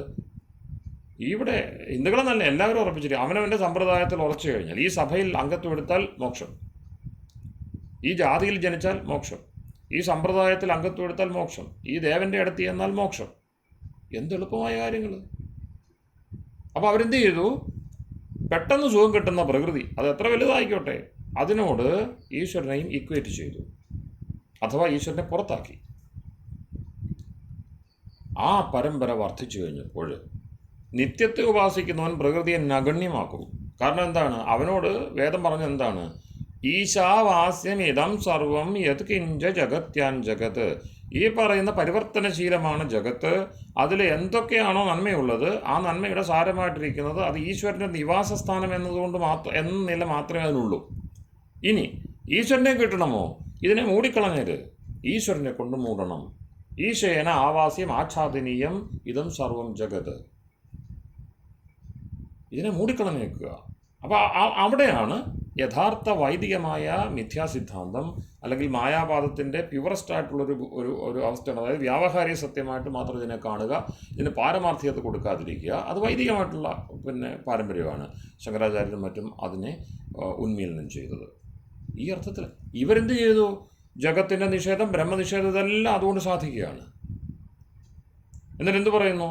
ബ്രഹ്മത്തിൻ്റെ യഥാർത്ഥ സ്വരൂപം ഏകം, അദ്വിതീയം. ആ ബ്രഹ്മമാണോ ശങ്കരാചാര്യരുടെ പരമ്പരയിൽ പ്രതിഷ്ഠിച്ച് വെച്ചിരിക്കുന്ന ഈ പറയുന്ന ദേവതകൾക്കുള്ളത്? അവരൊരു വശത്ത് ജഗത്തിനെ നിഷേധിച്ചു, ആവേശത്തിൽ ഒന്നുമില്ല, പ്രകൃതിയുമില്ല, ഒന്നുമില്ല, ഒന്ന് മാത്രമേ ഉള്ളൂ ബ്രഹ്മം എന്ന് വാദം മുന്നോട്ട് വെക്കുന്നവർ ഉപാസനയിലേക്ക് വരുമ്പോഴോ അവരുപയോഗിക്കാത്ത മൂർത്തികളുണ്ടോ? ഇതെവിടെ ചേരുക? ചേരില്ല, ചേർക്കാൻ പറ്റത്തില്ല. അതിനർത്ഥം എന്താണ്? തത്കാലത്തെ സുഖം, തത്കാലത്തെ സംവിധാനം, അത് മതി എനിക്ക്. നിത്യസത്തയാണ് ഞാനെന്ന ബോധമുള്ളവൻ കോംപ്രമൈസ് ചെയ്യത്തില്ല. അവൻ എന്ത് ചെയ്യും? അവൻ്റെ മാർഗമാണ് ഉപനിഷത്ത് പറഞ്ഞത്, നേതി നേതി. ന ഇതി എന്നല്ല, ഇതല്ലെന്നല്ല, ന ഇതി എന്നല്ല. അതായത് നിനക്ക് നിന്റെ യാത്ര നിർത്താനായിട്ടില്ല, ആവില്ല. അയനം, അതാണ് അയനം, യാനം. നടന്നോളൂ. ഒറ്റ ഉപദേശമുള്ളൂ. ചരൈവ ഇതി ചര ഏവ ഇതി. ഇനി ന ഇതി എന്ന് പറയുന്നിടത്ത് ഇതി പറയുന്നുണ്ട്, അത് കേൾക്കുന്നില്ല. ഇത് നേരത്തെ പറഞ്ഞു. ആര് പറഞ്ഞു? ഐതരേയ മഹിദാസൻ പറഞ്ഞു. ഐതരേയ ബ്രാഹ്മണത്തിൽ അദ്ദേഹം എന്ത് ചെയ്തു? ഇതിന് വിഷയങ്ങൾ നിഷ്കർഷിച്ചു. ഒന്നേ ഉള്ളൂ, നടന്നോളൂ. ചരൈവൈതി. ചര എന്ത്? ധർമ്മം ചര. ചരിക്കേണ്ടത് ധർമ്മത്തിൽ മാത്രമാണ്. ധർമ്മത്തെ മാത്രം ശ്രദ്ധിച്ചാൽ മതി, ബാക്കിയെല്ലാം എന്ത് അനുബന്ധമായിട്ട് വന്നുകൊള്ളും. പിന്നെയോ ഉറങ്ങിക്കിടക്കുന്നവന് കലി. അദ്ദേഹത്തിൻ്റെ ഐതരേയ മഹിദാസൻ്റെ ദർശനമാണ്.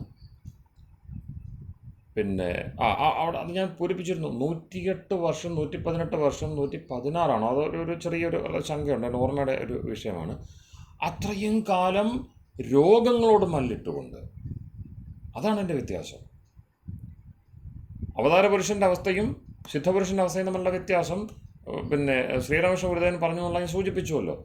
സിദ്ധൻ വരുന്നത് എന്താണ്? അവതാരം വരുന്നത് എങ്ങനെയാണ്? അവൻ കഴിഞ്ഞ ജന്മത്തിലെ സംഗതിയുമായിട്ടാണ്. അതിലെന്തോ ഒരു നിയോഗം ഉണ്ട്, അത് മാത്രം പൂരിപ്പിച്ചു പോകും. അത് മാത്രമേ അവരെ ശ്രദ്ധിക്കേണ്ടതുള്ളൂ, ബാക്കി അവർ അബദ്ധം പറഞ്ഞേക്കാം. ഒരു സംഗീതജ്ഞൻ, ജന്മസിദ്ധമായ സംഗീതവും മറ്റും ഉള്ള ഒരാൾ മറ്റൊരു വിഷയത്തെപ്പറ്റി പറയുന്നത് വാചാലമാകുന്നത് ശരിയാവണമെന്നില്ല. സിദ്ധനെ സംബന്ധിച്ചോ, അയാൾ നിരന്തരം അനുശീലനം ചെയ്തുകൊണ്ടിരിക്കുക. എന്തെങ്കിലുമായിരിക്കും സദനുഭവം കിട്ടുക, ഏറെക്കാലത്തെ പ്രയത്നത്തിന് ശേഷം. ഈ അവതാരവും അയാൾ പ്രത്യേകമായിട്ട് ആ അവതാരമെടുത്ത് മികവ് കാണിച്ച ആ ഒരു പ്രത്യേക വഴിത്താരയുണ്ടല്ലോ, 1000 ഇതളുള്ള താമരയിലെ ഒരിതൾ, അതിലായിരിക്കും അയാൾ അവതരിച്ചിരിക്കുന്നത്. ആ അവതാരം, അതിനുവേണ്ടിയുള്ള കർമ്മങ്ങൾ അയാൾ കഴിഞ്ഞ ജന്മത്തിൽ പൂരിപ്പിച്ചിരിക്കണം, അതിനുവേണ്ടി മെനക്കെട്ടിരിക്കണം. അത്രേ ഉള്ളൂ. എല്ലാവർക്കും വ്യത്യസ്ത വഴിയൊന്നുമില്ല. നിരതിശയാശ്ചേതന, എല്ലാ ചേതനന്മാർക്കും ഒരൊറ്റ നിലയേ ഉള്ളൂ, അടിസ്ഥാനപരമായിട്ട് ഒറ്റ നിലയേ ഉള്ളൂ, അതിന് വ്യത്യാസമൊന്നുമില്ല. ഈഷഭേദം വരുന്നത് എന്തുകൊണ്ടാണ്? കർമ്മത്തിൻ്റെ ചക്രവുമായിട്ട് ബന്ധപ്പെട്ടിരിക്കുമ്പോഴാണ്. അപ്പോൾ സിദ്ധനാവുക വളരെ പാടുള്ള കാര്യമാണ്. അപ്പം അതിനുവേണ്ടി അതുപോലെ മെനക്കെടണം. അവിടെ എന്ത് കോംപ്രമൈസ് ഇല്ല. ചരൈവൈതി ചരിച്ചുകൊണ്ടേയിരിക്കുക. അദ്ദേഹം തന്നെ പറഞ്ഞു, തനിക്ക് രോഗാദികൾ ഉണ്ടായിരുന്നു. ചാന്തോക്യത്തിലാണെന്നാണ് എൻ്റെ ഓർമ്മ, അതൊന്ന് നോക്കുന്നത് നല്ലതാണ്. ഐതരേയ മഹിദാസൻ്റെ ഈ പറയുന്ന ഉപാഖ്യാനം ഞാൻ പറഞ്ഞല്ലോ. ഋഷികളുടെയും മറ്റും ഋഷികളെ രാക്ഷസന്മാരെ ഈ ഒരു ദ്വന്ദ്വപ്രയോഗം, ദേവാസുര യുദ്ധം, ഇത് പുരാണങ്ങളെ, ഇതിഹാസങ്ങളെ ആശ്രയിച്ചുകൊണ്ടാണ് മുന്തൻ മാഷ് സൂചിപ്പിച്ചത്. അതാണ് നമ്മളുടെ പൊതുബോധം. അതങ്ങനെ തന്നെയാണ്, അതിനകത്ത് തെറ്റൊന്നുമില്ല. അതിനെ കുറച്ചുകൂടെ ഒന്ന് വൈദികമാക്കുവാൻ വേണ്ടിയാണ് ഞാൻ ബ്രാഹ്മണങ്ങളിൽ തന്നെ, ആരണ്യങ്ങളിൽ തന്നെ ഇത്തരത്തിലുള്ള ഈ ഭേദപ്രയോഗമുണ്ട്. അവിടെ വളരെ ശ്രദ്ധിക്കേണ്ടതാണ് ഐതരേയ മഹിദാസൻ്റെ ഇതിഹാസം. അദ്ദേഹം രോഗത്തെ മല്ലിട്ടുകൊണ്ട്, അതിനെ വെല്ലുവിളിച്ചുകൊണ്ടാണ് ഈ പറയുന്ന ആയുസ് പൂർത്തിയാക്കിയത്. അപ്പം ആയുസ്സിൻ്റെ നിത്യത, ആയുസ്സിൻ്റെ അനിത്യത വേണമെങ്കിൽ കൂട്ടി വായിക്കാം. പുരാണങ്ങളിൽ അതിശയോക്തി കലർന്നതാണെങ്കിലും ചിരഞ്ജീവിയായ മാർക്കണ്ഡേയൻ്റെ 15 വയസ്സുകൊണ്ട് അദ്ദേഹം 15 വയസ്സേ ഈ ജന്മത്തിൽ വിധിച്ചിരുന്നുള്ളൂ. പക്ഷേ ഗായത്രിയുടെ ഉപാസന കൊണ്ട് അദ്ദേഹം ചിരഞ്ജീവിയായി എന്ന് പറയുന്നു. അപ്പോൾ അവിടെയൊക്കെ എന്താണ്? നിത്യതയുടെ ഉപാസനയാണ് നമ്മളെ നിത്യത്തോട് ചേർക്കുന്നത്. നിത്യകർമ്മങ്ങൾ അതിനു വേണ്ടിയാണ്. നിത്യതയോട് ചേർക്കുന്ന കർമ്മങ്ങളാണ് നിത്യകർമ്മങ്ങൾ. നിത്യകർമ്മങ്ങൾ ഉണ്ടാക്കുന്ന വെല്ലുവിളി എന്താണ്? എല്ലാ ദിവസവും ആ സമയത്ത് അവിടെ ഉണ്ടാവണം. ഇല്ലെങ്കിൽ പ്രത്യവായം ഉണ്ടാവുന്നുള്ള ബോധം വേണം. സൂര്യൻ ഉദിക്കുന്ന സമയത്ത് ഈ വ്രതങ്ങൾ പൂർത്തിയായിരിക്കണം. ഇതെല്ലാം വലിയ തൊല്ലയാണ്, പൊല്ലാപ്പാണ്. അപ്പോൾ ഇത് ഈ പെട്ടെന്ന് സുഖം വേണം എന്ന ചിന്ത, അതായത് സംസ്കാരത്തിൽ, വാസനയിൽ, പ്രകൃതി ബന്ധനം വിട്ടുപോകാത്ത ജീവാത്മാക്കൾ അവരെന്ത് ചെയ്യുന്നു? അവർ ഈ പെട്ടെന്നുള്ള വഴി, എളുപ്പ വഴി അതേ ചിന്തിക്കുകയുള്ളൂ. അതുകൊണ്ട് ശാസ്ത്രപ്രവർത്തനം ചെയ്യുന്ന സമയത്തെല്ലാം വേദം ആദ്യമേ പറയും ധർമ്മം എന്താണ്? ധർമ്മം ചര. കാരണം ചരൈവൈതി എന്ന് വെച്ചാൽ ചുമ്മാതെ വെറുതെ നടക്കാനല്ല ഉപദേശിക്കുന്നത്. മഹിദാസൻ സഞ്ചരിച്ചോ എന്ന് വെറുതെ സഞ്ചരിക്കാനല്ല പറയുന്നത്. അദ്ദേഹം അവിടെ പറയും, ഇതിനോടനുബന്ധമായിട്ട് തന്നെ പറയും, ഉറങ്ങിക്കിടന്നാൽ കലി. കലിയുഗം എന്താണ്? ഒരു നീണ്ട കാലത്തിനല്ല പറയുന്നത്, ഉറങ്ങിക്കിടന്നാൽ കലി. ഒന്ന് എഴുന്നേൽക്കാൻ ശ്രമിക്കുന്നു, ഉണർവിലേക്ക് എത്തുന്നു, ദ്വാപരം. എഴുന്നേറ്റ് കോട്ടുവായ വിടുന്നു എന്ന് വെച്ചാൽ എന്താണ്? ആ ക്ഷീണവുമെല്ലാം അതിനെല്ലാം തള്ളി പുറത്തു വിടുന്നു. അപ്പോൾ ത്രേത. നടന്നു തുടങ്ങിയാൽ കൃതം. ചരൈവൈതി സഞ്ചരിച്ചു കൊള്ളുക. എവിടെ? ജ്ഞാനത്തിലാണ് നടപ്പ്. അപ്പോൾ ധർമ്മമേ ചെയ്യാൻ കഴിയുള്ളൂ. പിന്നെയോ അതിൻ്റെ വിഷയം എന്താണ്? പിന്നെ ധർമ്മവും അധർമ്മവും തമ്മിലുള്ള ബോധ്യം എങ്ങനെ ഉണ്ടാകുന്നു? അത് വേറിട്ടതാണ്. ഇപ്പം നമ്മളെ സംബന്ധിച്ച് മിക്കവാറും ആളുകൾക്ക് ധർമാധർമ്മങ്ങളുടെ ഒരു പ്രശ്നമേ ഉണ്ടാകുന്നില്ല. കാരണം അങ്ങനെ രണ്ടെന്നൊരു ബോധം അവർക്കില്ല. ഞാൻ ചെയ്യുന്നതെല്ലാം ധർമ്മം, എൻ്റെ ഗുരു ചെയ്തതെല്ലാം ധർമ്മം, പരമ്പര ചെയ്തതെല്ലാം ധർമ്മം, എൻ്റെ സമ്പ്രദായം ശരി, ഇങ്ങനെയാണ് ചിന്തിക്കുന്നത്. എല്ലാം ശരി. ഹിന്ദുക്കൾക്കാണത് കൂടുതലുള്ളത്. കാരണം ഇത്തരത്തിലുള്ള മൂലഗ്രന്ഥ വിവേചനം ഒന്നുമില്ലാത്തതുകൊണ്ട് പരമ്പരയെ അവർ വിശ്ലേഷിക്കുകയില്ല. ആചാര്യന്മാരെ കണ്ണും പൂട്ടി പിന്നെ അത് ശരിയെന്ന് വിശ്വസിക്കുന്നു, എല്ലാ ആചാര്യന്മാരെയും ശരിയെന്ന് വിശ്വസിക്കുന്നു. അങ്ങനെ പോകുന്നതുകൊണ്ട് അവർക്കൊരു പ്രശ്നവുമില്ല, എല്ലാം ശരി. മോക്ഷം കിട്ടില്ല, ബാക്കിയെല്ലാം അവർക്ക് ഉണ്ട്. മോക്ഷം കിട്ടില്ലെന്നുള്ളത് ഗ്യാരണ്ടിയാണ്. ജ്ഞാനാൻ മുക്തി എന്ന് പറയുന്നതുകൊണ്ട് തിരിച്ചറിവുണ്ടെങ്കിൽ മാത്രമേ, വിവേകജ്ഞാനം നിർബന്ധമാണ്. വിചിട്ട് പൃഥക് ഭാവേ, വേറിട്ട അറിവുണ്ടായാൽ മാത്രമേ മോക്ഷം കിട്ടുകയുള്ളൂ. അതിനകത്ത് യാതൊരു തർക്കവുമില്ല. അപ്പോൾ അവിടെ എന്താണ് വിഷയം? പിന്നെ സാധാരണ മനുഷ്യർ ഒരുപാട് പേരുള്ളതുകൊണ്ട് ഒരുപാട് പേരൊരു കർമ്മം ചെയ്യുന്നു, അവരാസ്വദിക്കുന്നു, പെട്ടെന്ന് ഫലം കിട്ടുന്നു. അതുകൊണ്ട് മാംസഭക്ഷണം ഉൾപ്പെടെയുള്ള കർമ്മങ്ങളിൽ പ്രവർത്തിച്ചാൽ അധർമ്മം. ആരും ചെയ്യുന്നില്ല, പെട്ടെന്നൊരു ഫലവും ഉണ്ടാവുന്നില്ല. യജ്ഞം, കൃഷി തുടങ്ങിയുള്ള കാര്യങ്ങളിൽ പ്രവർത്തിച്ചാൽ ധർമ്മം. അതുകൊണ്ട് യജ്ഞം തുടങ്ങിയുള്ള കർമ്മങ്ങളിൽ പെട്ടെന്ന് ഫലമില്ലാത്തത്, വളരെ കുറച്ച് പേര് മാത്രം ചെയ്യുന്നത്, ഈ കർമ്മങ്ങളിൽ ആവേശത്തോടെ നിത്യവും മുതിർന്ന്, പ്രത്യേകിച്ച് ഒരു പ്രേരണയില്ല, നിത്യവും മുതിർന്ന് ഒരേ ആവേശത്തോടെ ആയുസ് പൂർത്തിയാക്കാൻ കഴിഞ്ഞാൽ ധർമ്മചക്രം. അതേസമയം എല്ലാവരും ആവേശത്തോടെ പെരുമാറുന്ന, ഒരുപാട് തിരക്കുള്ള, പെട്ടെന്ന് ഫലം കാണുന്ന മാംസഭക്ഷണം തുടങ്ങിയുള്ള ഒരുപാട് കാര്യങ്ങളുണ്ട്. അതിൽ നിന്ന് നിവർത്തിച്ചാലും ധർമ്മം. അപ്പം നിവൃത്തിരൂപവും പ്രവൃത്തിരൂപവുമായ ധർമ്മം ശാസ്ത്രങ്ങളിൽ നിരന്തരമായിട്ട് പറയുന്നുണ്ട്. അതെന്തിനെന്ന് ചോദിച്ചാൽ, ഈ പറയുന്ന പ്രധാന അവിവേകം നമുക്ക് എപ്പം വേണമെങ്കിലും കുഴപ്പമുണ്ടാക്കും. പ്രകൃതിയോട് ചേർന്നിരിക്കുവാനുള്ള ചിന്ത കൂടുന്നു, ഈശ്വരനെ പ്രകൃതിയിൽ ലയിപ്പിക്കാനുള്ള ചിന്ത ഉണ്ടാവുന്നു, ഈശ്വരനും പ്രകൃതിയും ഒന്നാണെന്ന് സ്ഥാപിക്കാനുള്ള ചിന്ത ഉണ്ടാവുന്നു, ഈശ്വരൻ വേറെയാണ് എന്ന് ചിന്തിക്കാതിരിക്കാനുമുള്ള നിർബന്ധമുണ്ടാകുന്നു. ഇത് ചരിത്രപരമായിട്ട് ദേവാസുര യുദ്ധം എന്ന് പറയുന്ന പ്രക്രിയയായിട്ട് പുരാണങ്ങൾ ചിത്രീകരിക്കുന്നു. ഇത് മനുഷ്യൻ തന്നെയാണ് ദേവനാവുന്നത്. ഉയരുവാൻ വേണ്ടി നിത്യതയിലേക്ക് ചിന്തിക്കുമ്പോൾ അവൻ ദേവനാവുന്നു, അനിത്യതയിൽ തന്നെ പുരിയും കിടക്കുവാൻ വേണ്ടി ചിന്തിക്കുമ്പോൾ അസുരനാവുന്നു. വേറെ വ്യത്യാസമൊന്നുമില്ല, മനുഷ്യൻ തന്നെയാണ്, മനുഷ്യാത്മാവ് തന്നെയാണ്.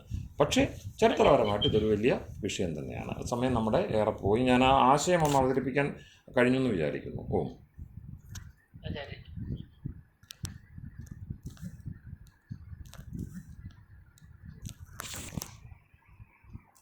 വ്യക്തമായിരുന്നു. ഭേദങ്ങളെ അപ്പാട് നിരാകരിക്കാനും സ്വതന്ത്രമായിട്ട് അധർമ്മം പ്രവർത്തിക്കാനുള്ള സ്വാതന്ത്ര്യം ജീവാത്മാവിനുണ്ട് എന്നുള്ള എൻ്റെ സംശയം അങ്ങനെയാണ് അന്ന് പറഞ്ഞത്. അങ്ങത് ആലോചിച്ച് പറഞ്ഞാൽ ഞാൻ അംഗീകരിച്ചുവല്ലോ. അത് ഉണ്ടല്ലോ, ഉണ്ട്. അവിടെയാണ് സംഘർഷം ഉണ്ടാകുന്നത്. അതുകൊണ്ട് തന്നെ ദേവന്മാർ അവിടെ വ്യവസ്ഥ വെച്ചു. അസുരന്മാർ ആ വ്യവസ്ഥയെ ഖണ്ഡിക്കുന്നു. ഈ പറയുന്ന സമരമാണ് ജീവിതത്തെ മുന്നോട്ട് കൊണ്ടുപോകുന്നത്. ഇതിനെ ഒരു തരത്തിൽ പറഞ്ഞാൽ മാർക്സിയൻ ദൃഷ്ടിയിൽ വർഗ്ഗസമരം എന്ന് പറയും. ഉള്ളവനും ഇല്ലാത്തവനും തമ്മിലുള്ളതെന്നൊക്കെ ചിത്രീകരിക്കുന്ന. അപ്പം ആണല്ലോ എവിടെയും. അപ്പം ഈശ്വരൻ അതിനെന്ത് ചെയ്തു? ഈശ്വരന് നിയമം നൽകി, വഴി പറഞ്ഞു തന്നു. വഴിയിലൂടെ നടക്കുമ്പോൾ ഉണ്ടാകുന്ന സംഘർഷത്തിൻ്റെ ഉത്തരവാദികൾ അതൊക്കെ ശ്രദ്ധിച്ച് നമ്മൾ ചെയ്തുകൊള്ളണം. അതുകൊണ്ടാണ് ഞാൻ പറഞ്ഞത്, ദേവനെ സംബന്ധിച്ച് അവന് വരുന്ന തടസ്സങ്ങൾ അവനെന്താണ്, ഡബിൾ ബോണസാണ്. അസുരനെ സംബന്ധിച്ച് അവൻ്റെ സുഖമെന്ന് പറയുന്ന സാധനങ്ങൾ അവന് ഇവിടെ തന്നെ അവൻ്റെ ജന്മത്തെ ചുരുക്കി ഭോഗയോനികളിലേക്കുള്ള യാത്രയ്ക്കുള്ള വഴിപാടായിട്ട് മാറും. അതാണ് വ്യത്യാസം. അപ്പം ദേവനുണ്ടാകുന്ന ബുദ്ധിമുട്ട്, ദൈവിക മാർഗത്തിലുണ്ടാകുന്ന ബുദ്ധിമുട്ട് വലിയ അനുഭവത്തെ നൽകുന്നു, സുഖത്തെ വർദ്ധിപ്പിക്കുന്നു. കാരണം സുഖം അനുഭവിച്ചാൽ പുണ്യമാണ് തീരുന്നത്, ദുഃഖം അനുഭവിച്ചാൽ പുണ്യം വർദ്ധിക്കുന്നു, പാപം കുറയുന്നു. മനസ്സിലായോ? ഈ സ്റ്റോറി ഓഫ് ട്രാൻസ്ഫേഴ്സ് എന്ന് പറയുന്നത് പോലെ തന്നെ ഇവിടെ ഈ ദേവാസുര യുദ്ധം ഒരു തുടർച്ച പോലെ വേണമെങ്കിൽ മനസ്സിലാക്കുന്നു അല്ലേ? അതുകൊണ്ടാണല്ലോ സത്യം മാത്രം പറയേണ്ട വേദം അസുരയാനത്തെ പറ്റി പറയുന്നത്. രണ്ടു വഴിയേ ഉള്ളൂ എന്ന് പറഞ്ഞാൽ മതിയായിരുന്നു. ദ്വേ ശ്രുതി പ്രശ്രുതി പുരാണി പിതൃഗണാമുത് ദേവാനാം. ആത്മാക്കൾക്ക് 2 വഴി മതി. പിതൃവഴി എന്ന് വെച്ചാൽ എന്താണ്? സന്തതി പരമ്പരകളെ സൃഷ്ടിക്കുക, അവയുടെ വ്യവസ്ഥകൾ ചെയ്യുക, അങ്ങനെ സുന്ദരമായിട്ട് കഴിഞ്ഞു പോവുക. ഒപ്പം മോക്ഷത്തെയും ലക്ഷ്യമാക്കുക. അപ്പം ജീവിതകർമ്മങ്ങൾ പൂർത്തിയാക്കിയതിന് ശേഷം ഞാൻ നേരത്തെ പറഞ്ഞല്ലോ, ജിജീവിഷയും മുമുക്ഷയും രണ്ടും ഒരുമിച്ച് പുലർത്തിക്കൊണ്ട് ഇടം വലം നിർത്തിക്കൊണ്ട് യാത്ര ചെയ്തോളൂ. അത് പണ്ട് തൊട്ടേ ഉള്ളതാണ്. ദേവയാനമുണ്ട്, പിതൃയാനമുണ്ട്. അതിനെ വിസ്തരിച്ചെല്ലാം പറഞ്ഞു തന്നതിന് ശേഷം പിന്നെ അനന്താ നാമത്തെ ലോക, അസുര്യാ നാമത്തെ ലോക, എണ്ണമറ്റ പ്രകാശത്തിൻ്റെ കുറ്റാക്കൂരിട്ടിൻ്റെ വഴികൾ അനേകമുണ്ട്. താൻസ്തേ പ്രയത്യ അഭിഗച്ഛന്തി ഏകേച്ച ആത്മഹനോജന എന്ന് പറയുന്നുണ്ടല്ലോ. അപ്പോൾ അസുരയാനത്തിൻ്റെ അനന്ത വഴി ഇത് തന്നെയാണ് പിന്നെ ഭഗവാൻ പിന്നെ ഗീതയിൽ പറയുന്നത്. ശ്രീകൃഷ്ണന് വ്യവസായാത്മിക ബുദ്ധിരേഖ, ഉറപ്പുള്ള ബുദ്ധി ഒന്നേ ഉള്ളൂ, മറ്റേതോ അനന്തമാണ്.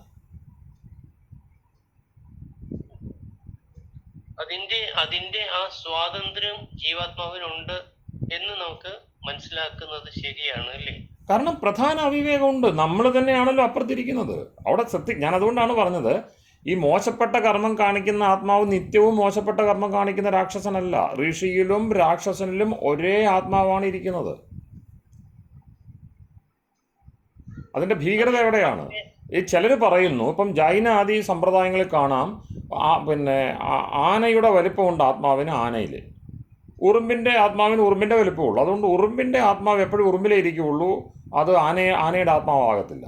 അപ്പോൾ ശരീരം നിറഞ്ഞ് ചൈതന്യം ഇരിക്കുന്നത് കൊണ്ട് അതാത് ശരീരത്തിൻ്റെ വലിപ്പമുള്ള ആത്മാവിനെ കണ്ടുകൊണ്ട് ആത്മഭേദം ശരീരഭേദം അനുസരിച്ച് കൽപ്പിക്കണമെന്നാണ് ജൈന സിദ്ധാന്തം. അപ്പോൾ അങ്ങനെ ആത്മാവിനെ അംഗീകരിക്കുന്നവരും ആത്മാവിൻ്റെ സ്വരൂപത്തെ സംബന്ധിച്ച് പലത് പറയുന്നുണ്ട്. അതുപോലെ തന്നെ ചില സെലക്റ്റഡ് ആത്മാക്കൾക്ക് മാത്രമേ കിട്ടുകയുള്ളൂ. അതുകൊണ്ട് ആ സമ്പ്രദായ വഴിയിലേക്ക് വരുന്ന ഡയറക്റ്റ് ആത്മാക്കൾക്ക്, അവർ പിന്നെ എന്താ പറയുന്നത്, ഭിക്ഷുസേനൻ തുടങ്ങിയുള്ള ആളുകൾക്ക്, വൈഷ്ണവാദി സമ്പ്രദായങ്ങളിൽ അവർക്ക് പിന്നെ ഈശ്വരനോട് നിതാന്ത സഹചാരിത്വം, സന്തത സഹചാരിത്വമുള്ളൂ. ഹനുമാൻ തുടങ്ങിയുള്ളവരൊക്കെ ആ ഗണത്തിലാണ് അവർ കാണുന്നത്. പിന്നെ എല്ലാ സമ്പ്രദായങ്ങളും ഇങ്ങനെയുണ്ട്. വൈദിക സമ്പ്രദായത്തിൽ മാത്രമേ ഉള്ളൂ യഥാർത്ഥ സമത്വത്തെ പറ്റിയുള്ള ചിന്തയുള്ളത്. നിരുപാധികമായ സമത്വം, നിരതിശയാശ്ചേതന, സർവ്വചേതന, ഉറുമ്പിലാവട്ടെ പുല്ലിലുള്ളതാവട്ടെ ഒന്ന് തന്നെയാണ്. അപ്പം ഈ ഋഷികളിൽ ഇരിക്കുന്ന ഋഷി രാക്ഷസ സംഗ്രാമം ഉണ്ടായപ്പോൾ, പുരാണങ്ങളിൽ പറഞ്ഞ ദേവാസുര സംഗ്രാമം നടക്കുമ്പോൾ രണ്ടു കൂട്ടരിലും ഒരേ ആത്മാവാണ് ഇരിക്കുന്നത്. രാവണൻ്റെ ആത്മാവിനേക്കാൾ അല്പം പോലും മെച്ചപ്പെട്ട ആത്മാവല്ല രാമനിലിരിക്കുന്നത്. രാമനിലിരിക്കുന്നതിനേക്കാൾ അല്പം പോലും മോശപ്പെട്ട ആത്മാവല്ല രാവണനിലിരിക്കുന്നത്.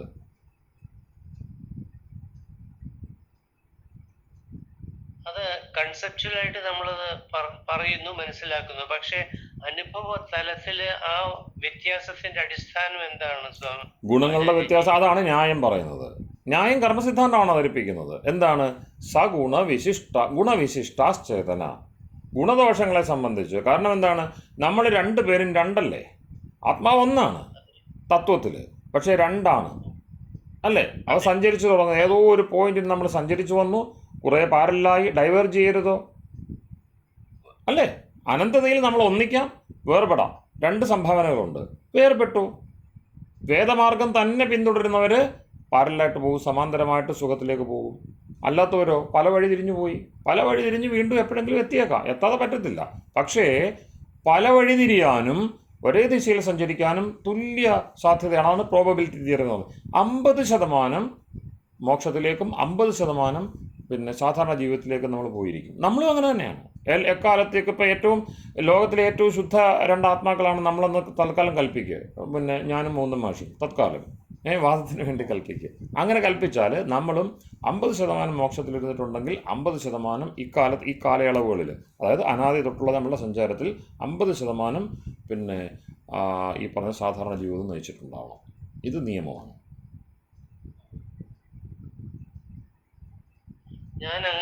ഞാൻ അന്നങ്ങനെ സംശയം ചോദിച്ചത്, സ്വാഭാവികമായിട്ടുള്ള നമ്മുടെ ഈ നിത്യജീവിതവുമായിട്ട് ബന്ധപ്പെട്ടിട്ടുള്ള മനുഷ്യരുടെ, ഞാൻ പറഞ്ഞില്ലേ, ഈ ക്രൂരത കാണുമ്പോൾ തീർച്ചയായിട്ടും സ്വതന്ത്രമായിട്ട് ചിന്തിച്ചു പോയപ്പോൾ അങ്ങയോടെ ഇത് ചോദിക്കാൻ പറ്റുള്ളൂ. അത് കാരണം പലതും പറയുമെങ്കിലും അതിനൊരു വൈദികവും കൃത്യവും ശാസ്ത്രീയവുമായ ഒരു കാഴ്ചപ്പാട് വേണമെന്നുണ്ടെങ്കിൽ ഇതേ മാർക്കുള്ളൂ എന്നുള്ളത് കൊണ്ടാണ് ഞാൻ അന്ന് അങ്ങനെ ഒരു ഓഡിയോ ക്ലിപ്പ് ഇട്ടത്. അപ്പോൾ അവിടെ ഇതൊരുപാട് നമുക്ക് പറയാനുണ്ട്. കാരണം പിന്നെ രാഗദ്വേഷങ്ങളായിട്ട്, ഇച്ഛാദ്വേഷങ്ങൾ രാഗദ്വേഷങ്ങളായിട്ട് മാറുകയാണ്. ഇച്ഛ സുഖത്തോട്, ദ്വേഷം ദുഃഖത്തോട്. ഇത് മൗലിക പ്രകൃതി. പക്ഷെ രാഗദ്വേഷമായി കഴിയുമ്പോൾ ഇത് മാറുന്നു. യഥാർത്ഥത്തിൽ സുഖം നൽകുന്നതിനോട് വെറുപ്പുണ്ടാവുന്നു. ഓക്കെ, യഥാർത്ഥത്തിൽ ദുഃഖം നൽകുന്നതിനോട് വളരെ പ്രിയമുണ്ടാവുന്നു. ഇതാണ് രാക്ഷസ ദൃഷ്ടി. ഇവിടെ ഈ ഇച്ഛാദ്വേഷം എന്ന് പറയുന്നത് പോലെ തന്നെ കാമം, ക്രോധം, ലോഭം, മതം, ആ മാത്സര്യം ആ ഇത് ആത്മാവിന്റെ പ്രകൃതങ്ങളുടെ ഭാഗമായിട്ടല്ല ഈ അല്ല രാക്ഷസീയ പ്രകൃതം അല്ല വരുന്നത്. അല്ല അല്ല ഇച്ഛാദ്വേഷം മാത്രമേ മൗലിക പ്രവൃത്തിയുള്ളൂ. അത് വിപരീതമാവുമ്പോൾ മിഥ്യാജ്ഞാനം അത് അദ്രൂപപ്രതിഷ്ഠം നേരെ ഓപ്പോസിറ്റ് ആകുന്നു. യഥാർത്ഥത്തിൽ എനിക്ക് സുഖം നൽകുന്നതിനോടൊന്നും എനിക്ക് താല്പര്യമില്ല. ഈശ്വരനെ വേണ്ടല്ലോ. ശാശ്വതമായ സുഖത്തിൻ്റെ നിത്യമായ ആസ്പദം കഴിഞ്ഞ ജന്മത്തിലും അദ്ദേഹം ഉണ്ടായിരുന്നു. കഴിഞ്ഞ ജന്മം വരെ അദ്ദേഹം നമ്മുടെ കൂടെ ഉണ്ടായിരുന്നു. ഈ ദ്വേഷം എന്ന് പറയുമ്പോൾ ദുഃഖം തരുന്നതിൽ നിന്ന് മാറി നിൽക്കുക മാത്രമല്ല, അത് നിരുപദ്രവമാണ്. പക്ഷെ ദ്വേഷം അതായത് ഞാൻ അന്ന് പറഞ്ഞതുപോലെ, ആ ഞാൻ ചിന്തിക്കാറുള്ളത് പോലെ, ആ ഈ ക്രൂരത പ്രവർത്തിക്കുന്നതാണ് ദുരിതം. അതെന്തുകൊണ്ടാണ്? രാഗമാണ് വിഷയം. കാരണം എന്തുകൊണ്ടാണ് ഞാൻ ഒരാളോട് ക്രോധിക്കുന്നത്, ഒരാളെ ദ്വേഷിക്കുന്നത് യഥാർത്ഥ അർത്ഥത്തിലല്ല. നേരത്തെ തീർച്ചയായിട്ടും താങ്കൾ ഉപയോഗിച്ച പോലെ തന്നെ, മാഷ് പറഞ്ഞ പോലെ തന്നെ നിരുപദ്രവമാണ് ആ ദ്വേഷം, ആത്മാവിൻ്റെ ശുദ്ധദ്വേഷം എന്ന് പറയുന്നത്. ഇതല്ലോ. അതെ. ഇത് കടന്നാക്രമിക്കുകയാണ്. ഞാനല്ലാത്ത ഒന്നും ഇവിടെ വാഴണ്ട, ഇനിയും ഞാൻ വാഴാൻ വേണ്ടി നിങ്ങൾ ആരെങ്കിലും ഉണ്ടെങ്കിൽ മതി എന്ന മട്ടിലുള്ള നിരുപാധികമായിട്ടുള്ള ക്രൂരത, അല്ലേ? അഗ്രസീവായിട്ടുള്ള, ആക്രാമികമായിട്ടുള്ള, വേറെ ഒരു ജീവിയും കാണിക്കാത്ത ഈ ക്രൂരമൃഗങ്ങളൊക്കെ എത്രയോ മര്യാദയ്ക്കാണ് ജീവിക്കുന്നത്. ഈ ക്രൂര, അല്ലേ, വന്യമൃഗങ്ങൾ. അപ്പം അത്രയും ആക്രാമികത്വം നമ്മളുടെ ഉള്ളിൽ അവിടെയും ഇവിടെയും വാസനയായിട്ടിരിക്കുന്നു. അത് പുറത്തേക്ക് വരുന്നു. എന്തുകൊണ്ടാണ്? താത്കാലിക അസ്തിത്വം മതി, നിത്യാസ്തിത്വം ഇല്ല, നിത്യതയെപ്പറ്റിയുള്ള ബോധമില്ലായ്മ മാത്രമാണ് അവിടുത്തെ പ്രശ്നം, വേറൊന്നുമില്ല. വേണ്ട, അത് ചെയ്യാനുള്ള സ്വാതന്ത്ര്യവും കെൽപ്പും കരുത്തും ഉണ്ട്. കരുത്തൊന്നുമില്ല. കരുത്തെന്താണ്? കരുത്ത് ആർജിക്കുന്നത് എപ്പോഴും പ്രജ്ഞാബലം കൊണ്ടാണ്. പ്രജ്ഞയുണ്ട്, അവർക്കും ബുദ്ധിയുണ്ട്, എല്ലാവർക്കും ഉള്ളതുപോലെ തന്നെ. ബുദ്ധിയെ വിപരീതമായിട്ട് ഉപയോഗിക്കുന്നു, അത്രേ ഉള്ളൂ. തത്കാലത്തേക്കല്ലേ അതിന് ഫലമുള്ളൂ. അതെ, പക്ഷെ ഇവര് പ്രവർത്തിക്കുന്നുണ്ടല്ലോ വളരെ ക്രൂരമായിട്ട്. നമ്മൾ ചുറ്റും ഉണ്ട് കേൾക്കുന്നത് ഉണ്ട് എത്രയോ ക്രൂവൽ ടോർച്ചറിനെ പറ്റി നമ്മൾ കേട്ടിട്ടുണ്ട്. ഇപ്പം നമ്മൾ അതൊക്കെ ഈ യുദ്ധങ്ങൾ കേട്ടപ്പോഴാണ് നടക്കുന്ന അറിയാമല്ലോ. ഈ യുദ്ധങ്ങൾ ഇതുമെല്ലാം ആവശ്യമുള്ളതാണോ? എന്തുമാത്രം ബുദ്ധിമുട്ടാണ് എല്ലാവർക്കും ഉണ്ടോ? ഒരാവശ്യമുള്ളതല്ലല്ലോ. ഇനി അതൊന്നും ഇതിന് ഇപ്പം സാധാരണ ഇപ്പം മഹാഭാരതത്തിലും മറ്റ് യുദ്ധമുണ്ട്, അത് അവസാനത്തെ വഴിയാണ്. വേറൊന്നും ഭഗവത്ഗീത ഉൾപ്പെടെ എല്ലാം കഴിഞ്ഞിട്ട് വേറെ ഒരു മാർഗ്ഗവും ഇല്ലാത്തതുകൊണ്ടാണ് അങ്ങനത്തെ ഒന്നും ഇവിടെ നടക്കുന്നില്ലല്ലോ. യുദ്ധം പ്രഖ്യാപിക്കുന്നു. ഇനി നമ്മുടെ മുമ്പിൽ ഇപ്പം യുദ്ധം നടക്കുന്നു എന്നുള്ള ഒന്നോ രണ്ടോ സംഭവങ്ങൾ കാണിക്കുമ്പോഴുള്ള അല്ല യുദ്ധം. ഇത് എത്ര കാലമായിട്ട് നടക്കുകയാണ്, ഇത് എത്ര കാലം ഇനിയും തുടരാൻ പോകുന്നു, അല്ലേ? അപ്പോൾ കുറച്ച് പേർക്ക് ജീവിക്കാൻ അവകാശം, കുറച്ച് പേർക്ക് ജീവിക്കാൻ അവകാശമില്ല. ഇതാണ് എൻ്റെ ഏറ്റവും ലഘുവായ നയം. അതിന് കാരണം എന്താണ്? അതിന് കാരണം നേരത്തെ പറഞ്ഞ സമ്പ്രദായ പ്രവണത തന്നെയാണ്. കാരണം ഇവർ ഉത്തമമായിട്ട് വിശ്വസിക്കുന്നുണ്ട് എൻ്റെ സമ്പ്രദായമാണ് ശരി. കാരണം അതിനോട് അനുബന്ധ ഒരു ചിന്ത, അത് മതവിമർശനമായിട്ടൊന്നും കാണണ്ട. കാരണം മതത്തെ അല്ല നമ്മളവിടെ ഉന്നുന്നത്, സമ്പ്രദായത്തിൻ്റെ ഈ പറയുന്ന വലിയൊരു ദുർഘടത്തെയാണ്. അവരെന്ത് പറയുന്നു? പിന്നെ ഞങ്ങൾ തിരഞ്ഞെടുക്കപ്പെട്ട ജനതയാണ്, ഞങ്ങൾക്ക് ഈശ്വരനുമായിട്ട് കരാറുണ്ട് എന്നുകൂടി പറഞ്ഞു കളയുകയാണ്. ആലോചിച്ച് നോക്കി, ഈശ്വരൻ എവിടെയാണ്, ആർക്കാണ് കരാർ കൊടുക്കുക? നമുക്കെല്ലാവർക്കും ഈശ്വരൻ കരാറ് തന്നിട്ടുണ്ടല്ലോ. അങ്ങനെയാണല്ലോ മന്ത്രം പറയുന്നത്. നമ്മൾ നിത്യ സന്ധ്യാവന്ദനം ചെയ്യുന്ന സമയത്ത് ഉദ്വയം തമസസ്പരി എന്ന മന്ത്രത്തിൽ ഈ കരാറുണ്ട്. നിങ്ങളോട് ഉണര്, പൊങ്ങ്, മേളോട്ട് പോ, വരൂ എന്ന് പറഞ്ഞ് വിളിച്ചുകൊണ്ടിരിക്കുന്ന ഒരു പിന്നെ പ്രേരണ സ്രോതസ്സിനെയാണ് അവിടെ കാണാൻ കഴിയുന്നത്. ഭാഗ്യസൂക്തത്തിലുണ്ട്. ഭക്ഷീത്യാഹ, നിന്നോട് പറഞ്ഞ് നീ സുഖം ഭുജിക്കാനാണ് നിന്നോട് പറഞ്ഞേക്കുന്നത്. ആ മന്ത്രത്തിൻ്റെ അർത്ഥം അതാണ്. നീ എന്ത് കാണിക്കുന്നു? നമ്മുടെ കിടന്ന് ഉറങ്ങുകയാണോ? എഴുന്നേരെ എന്ന് പറഞ്ഞ് നമ്മളെ നിരന്തരം കർത്തവ്യബദ്ധരാക്കി തീർക്കുന്ന, നിയുക്തരാക്കി തീർക്കുന്ന ഒരു നിത്യ പ്രേരണ, നിത്യ ചൈതന്യം നമ്മോടൊപ്പമുണ്ട്, അന്തര്യാമിയായിട്ടുണ്ട്. അതുവെല്ലാം ഇവിടെ ഉണ്ടോ? ഇവിടെ സമ്പ്രദായമാണ്. എന്നിട്ട് ആ ദൈവത്തിൽ നിന്ന് ഞാൻ പറഞ്ഞല്ലോ, ദൈവത്തെ പുറത്ത് കളയുന്നു. ഉപനിഷത്തും വേദവും പറയുന്നു നിങ്ങൾ ജഗത്തിനെ ഈശ്വരനെ കൊണ്ട് മൂടുക. ഇവരെന്ത് പറയുന്നു? ജഗത്തിനെ കൊണ്ട് ഈശ്വരനെ മൂടിക്കോ, പുറത്ത് കളഞ്ഞു. സൗകര്യമുള്ള രൂപം കൊടുത്തു, അതിന് പ്രകൃതിയിൽ നിന്നും ഉള്ളതും ഇല്ലാത്തതുമായിട്ടുള്ള രൂപമൊക്കെ കൊടുത്തു. ഒരു പ്രത്യേകതരം സാധനത്തെയാണ് ഈശ്വരൻ എന്ന് പറഞ്ഞ് കൊണ്ടുവച്ചേക്കുന്നത്. ഓരോ സമ്പ്രദായത്തിനും ഉണ്ട്, അനന്ത കോടി ഈശ്വരന്മാരുണ്ട്, അല്ലേ? ഇതിനെയൊന്നും ഈശ്വരനായിട്ട് തെറ്റിദ്ധരിച്ചു കളയരുത്. അപ്പോൾ അവിടെ വരുമ്പോൾ അതിനൊന്നും നന്മയുടെ സത്യത്തിൽ അതിന് നന്മ ചെയ്യാനാവില്ല. കാരണം നമ്മുടെ വിപരീത ഭാവങ്ങളാണ് ഈശ്വരൻ എന്ന് പറഞ്ഞ് കൊണ്ടുവച്ചേക്കുന്നത്. എന്നിട്ട് ഓരോ ഭക്തനും ഇഷ്ടമുള്ള ഏത് ഭക്തനാണ് അങ്ങനെ ഈശ്വരനെ തോന്നിയപടി കാണാൻ ആഗ്രഹിക്കുന്നത്? ഈശ്വരനായിട്ട് കാണാനല്ലേ ഭക്തൻ ആഗ്രഹിക്കത്തുള്ളൂ. എൻ്റെ ആഗ്രഹം. എന്നിട്ട് എല്ലാ ഭക്തനും സ്വാതന്ത്ര്യമുണ്ടെന്ന് പറയുക. മൂന്നമാശ പറഞ്ഞ ഇവർക്ക് ഈ ദുഷ്കർമ്മങ്ങൾ ചെയ്യുന്ന ആത്മാക്കൾക്ക് മാത്രമല്ല അവിടെ സ്വാതന്ത്ര്യം കൽപ്പിച്ചു കൊടുത്തേക്കുന്നത്, ഭക്തനും സ്വാതന്ത്ര്യം കൽപ്പിച്ചു കൊടുത്തു. ഭക്തനോട് പറഞ്ഞ് നീയും ചെയ്തു, ഇഷ്ടമുള്ള ചെയ്തു. ഇതെന്താണ് സംഗതി? അതായത് ഈശ്വര ഭക്തിയിൽ പോകേണ്ട ആളുകളെ കൂടി ഇവർ വക്രീകരിച്ചു. എനിക്ക് ഉറപ്പുണ്ട് ഒരു നല്ല ഭക്തനും ഇന്ന് ഈ കാണുന്ന വ്യത്യസ്തമായ ഈശ്വരവിരുദ്ധങ്ങളായിട്ടുള്ള, ഈശ്വരൻ്റെ പേരിൽ ഈശ്വരവിരുദ്ധങ്ങളായ സമ്പ്രദായങ്ങൾ ചെയ്യുവാൻ തുനിയില്ല. ഒരു ഋഷി ചെയ്തിട്ടില്ല അങ്ങനെ, അല്ലേ? പ്രത്യേകിച്ച് അഹിംസ പരമധർമ്മ എന്ന് പറയുന്നത് ഇതുമായിട്ട് തട്ടിച്ചു നോക്കുമ്പോൾ അപ്പോൾ ഈ ദുഷ്ടസമ്പ്രദായങ്ങൾ മതത്തിൻ്റെ പേരിലാകട്ടെ, ഭക്തിയുടെ പേരിലാകട്ടെ, ഈശ്വരൻ്റെ പേരിലാകട്ടെ, ഇതെല്ലാം ചെയ്തിരിക്കുന്നത് തത്കാല സുഖം ആഗ്രഹിക്കുന്ന ആസുരപക്ഷം അല്ലെങ്കിൽ ഈ മൃഗീയമായിട്ടുള്ള രാക്ഷസപക്ഷമാണ്. മനുഷ്യരുടെ തന്നെ ദുഷ്ടലാക്കുകളാണ്. അതിനുവേണ്ടി എന്ത് ചെയ്തു? എനിക്ക് എൻ്റെ സ്വാർത്ഥം നേടുവാൻ വേണ്ടി ഞാൻ എവിടെയും അതിനെ പ്രക്ഷേപിപ്പിക്കും. ഞാൻ വേദത്തിലും അത് കൊണ്ടുവെക്കും, വേദത്തിനെ മാറ്റി എഴുതും. അങ്ങനെയാണ് കൃഷ്ണയജുർവേദം ഉണ്ടായത്. വേദത്തെ മാറ്റി യാജ്ഞവൽക്യൻ ശതപഥത്തിൽ ഇത് പറയുന്നുണ്ട് എന്ന് പറഞ്ഞപ്പോഴാണ് ദയാനന്ദൻ്റെ വലുപ്പം എനിക്ക് മനസ്സിലായത്. അന്ന് തന്നെ പറയുന്നുണ്ട്. അതായത് അക്കാലത്ത് തന്നെ ഋഗ്മന്ത്രങ്ങളെ എടുത്തിട്ട് സ്വാതന്ത്ര്യം കാണിക്കുന്നു. ഒരിക്കലും നിങ്ങൾ അങ്ങനെ ചെയ്യരുത് എന്ന് യാജ്ഞവൽക്യൻ ഋഷിവാൺ ചെയ്യുന്നു. മന്ത്രങ്ങളെ നിങ്ങൾ അതുപോലെ വെക്കുക, മന്ത്രങ്ങൾക്കിടയിൽ തിരികെ വെക്കാത്ത കാര്യങ്ങൾ. കാരണം ആകപ്പാടെയുള്ള വെളിച്ചമാണത്. അതിനെ എന്ത് ചെയ്യരുത്? നശിപ്പിക്കരുത്. രുദ്രസ്യ ഹേതി, ആദ്യത്തെ മന്ത്രത്തിൽ രുദ്രസമ്പ്രദായത്തെ കയറ്റിവിട്ടു. ഇതാണ് കൃഷ്ണയജുർവേദം ചെയ്തത്. അങ്ങനെ ഒരു സമ്പ്രദായം വരുമ്പോൾ അടുത്ത ആൾ വരെ പിന്നെ എനിക്കെന്താ കുഴപ്പം, ഞാനും അത് ചെയ്തു. അപ്പോൾ ഇങ്ങനെ സമ്പ്രദായ കാലുഷ്യം എന്ന് പറയുന്നത് ജ്ഞാനത്തിൻ്റെ മാർഗത്തിൽ ഇരുട്ട് കണ്ടമാനം വിതച്ചിട്ടുണ്ട്. അത് പിന്നെ നമ്മളുടെ ശീലമായിട്ട് മാറുകയാണ്. വേദവും ഈശ്വരീയതയും ശീലമാക്കേണ്ടിടത്ത്, നിത്യവും അനുശീലിക്കേണ്ടിടത്ത് നിത്യാനുശീലനങ്ങളെല്ലാം നിർത്തിയിട്ട് ആസുര സമ്പ്രദായങ്ങളെ മാത്രം ആശ്രയിച്ചുകൊണ്ട് അതിൽ എന്ത് കൊള്ളുകയാണ്? അഭിമാനം കൊള്ളുകയാണ്. അതിനുവേണ്ടി വാദിക്കുകയാണ്, അതിനുവേണ്ടി ജീവൻ ത്യജിക്കുകയാണ്.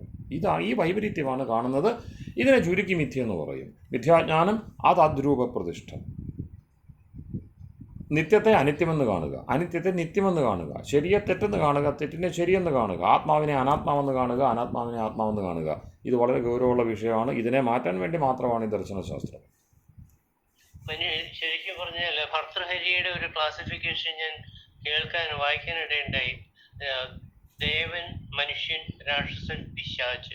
അതിനുശേഷം പറഞ്ഞു ഒരു ഗുണമില്ലെങ്കിലും മറ്റുള്ളവരെ ക്രൂരമായി ഉപദ്രവിക്കുന്നവരെ എന്ത് പേരിട്ട് വിളിക്കണമെന്ന് 5ാം വിഭാഗത്തിന് അറിയില്ല. ഇവരെല്ലാം എന്തെങ്കിലും ഒരു കാരണത്തിന് വേണ്ടി ഇതൊന്നും ഇല്ലാതെയും ചെയ്യുന്നവരാണ്. എന്താ? ജീവപ്രകൃതിയാണ്, അല്ലേ? സത്യമാണത്. ഈ നീതിശതകം, ഭർതൃഹരി തുടങ്ങിയുള്ളവർ ഈ ഋഷിത്വത്തെ പിൻപറ്റി വന്നവരാണ്. അവർക്ക് ഇത് കാണുമ്പോൾ മനസ്സിലാവുന്നതിൽ അത്ഭുതപ്പെട്ടിട്ടാണ് അവർ പലതും അത് ചിത്രീകരിച്ചിരിക്കുന്നത്. കർമ്മശക്തിക്ക് നമസ്കാരം പറഞ്ഞുകൊണ്ട് ഈ പറഞ്ഞ കാര്യങ്ങൾ എഴുതി വെച്ചിരിക്കുന്നത്. മൂർഖ വിവേചനം ചെയ്യുന്ന ഇടങ്ങളുണ്ട്. ഇവരെയൊക്കെ എന്ത് വിളിക്കുമെന്നതാണ് വിഷയം. എന്തിനാണ് ഇവരെന്ന് മനസ്സിലാവുന്നില്ല. അത് നമ്മുടെ കുഴപ്പമായിരിക്കാം എന്ന് പറഞ്ഞ് അദ്ദേഹം തൊഴുതു മാറുകയാണ് ചെയ്യുന്നത്. പിന്നെ ഒരു പ്രാർത്ഥനയേ ഉള്ളൂ.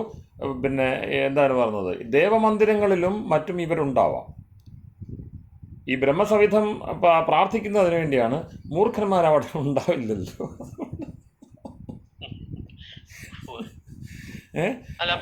മനുഷ്യരിലെ ക്ലാസിഫിക്കേഷൻ ആയിട്ടാണ് ഭർതൃഹരിയുടെ നിരീക്ഷണം ആണ്. അതുകൊണ്ട് അത് ജ്ഞാനതലത്തിൻ്റെ വ്യത്യാസം തന്നെയാണെന്ന് സമ്മതിക്കാതെ വയ്യ. അത് കഷ്ടമാണ്. കാരണം ഈ ബ്രഹ്മസവിധം അണയേണ്ടവർ, ഒരുമിച്ച് പോകേണ്ടവർ ഇങ്ങനെ ആയിപ്പോകുന്നു. വിശേഷിച്ചും ആത്മാക്കൾക്കിടയിൽ വ്യത്യാസമില്ലാതിരിക്കെ, ആത്മാക്കൾ മൗലികമായി ഒന്നായിരിക്കെ. അങ്ങനെ ഒരു ചിന്ത യഥാർത്ഥത്തിൽ അത് ഹാർട്ട് ബ്രേക്കിംഗ് തന്നെയല്ലേ? In the backdrop of the present news we happen to see or hear around. ശരി തന്നെയല്ലേ ഇത്? തീർച്ചയായിട്ടും. അത് അങ്ങനെ തന്നെ വേണം. വൈദിക പക്ഷത്തെ അവിടെ തന്നെ നമ്മൾ പ്രതീക്ഷിക്കുന്നത്. ഞാൻ അതുകൊണ്ടാണത് വളരെ നല്ല ചോദ്യമാണത്, വലിയ ചോദ്യമാണെന്ന് ഞാൻ പറഞ്ഞതിന് കാരണം അതാണ്. കാരണം വിശേഷം ഞാൻ പറഞ്ഞല്ലോ, ഈ യാനത്രയം മാർഗത്തിന് 3 ഭേദമുണ്ട്. അതിൽ 2 മാത്രമേ വേദം അംഗീകരിക്കുന്നുള്ളൂ. അതിനെ സംബന്ധിച്ചുള്ള സ്പഷ്ടത നമ്മുടെ വിവരണങ്ങളിൽ വരേണ്ടതുണ്ട്. അത് വരുന്നില്ല. അത് വരാത്തതിന് കാരണം ഈ പറഞ്ഞ കാലുഷ്യം തന്നെയാണ്. ആ കാലുഷ്യത്തെ വേർതിരിച്ചേ മതിയാകൂ. അത് വലിയൊരു ചർച്ചയാണ് നമ്മളിപ്പോൾ ഇന്ന് ഏറ്റെടുത്തത്. കാരണം ദയാനന്ദ സരസ്വതി പറയുന്ന പോലെ 10 അധ്യായത്തിൽ കാര്യം പറഞ്ഞതോടൊപ്പം 4 അധ്യായത്തിൽ അതിൻ്റെ വിമർശനം കൂടി ഉണ്ടാവണം. കാരണം ധർമ്മത്തെ മാത്രം അങ്ങ് പ്രേമിക്കാനോ അനുശീലിക്കാനോ സാധിക്കത്തില്ല. ധർമ്മിയായ ഒരുവൻ അധർമ്മത്തെ എതിർക്കുക കൂടി ചെയ്യണം.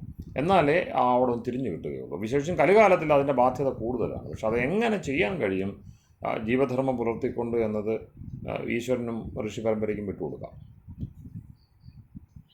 മനസ്സിലായി.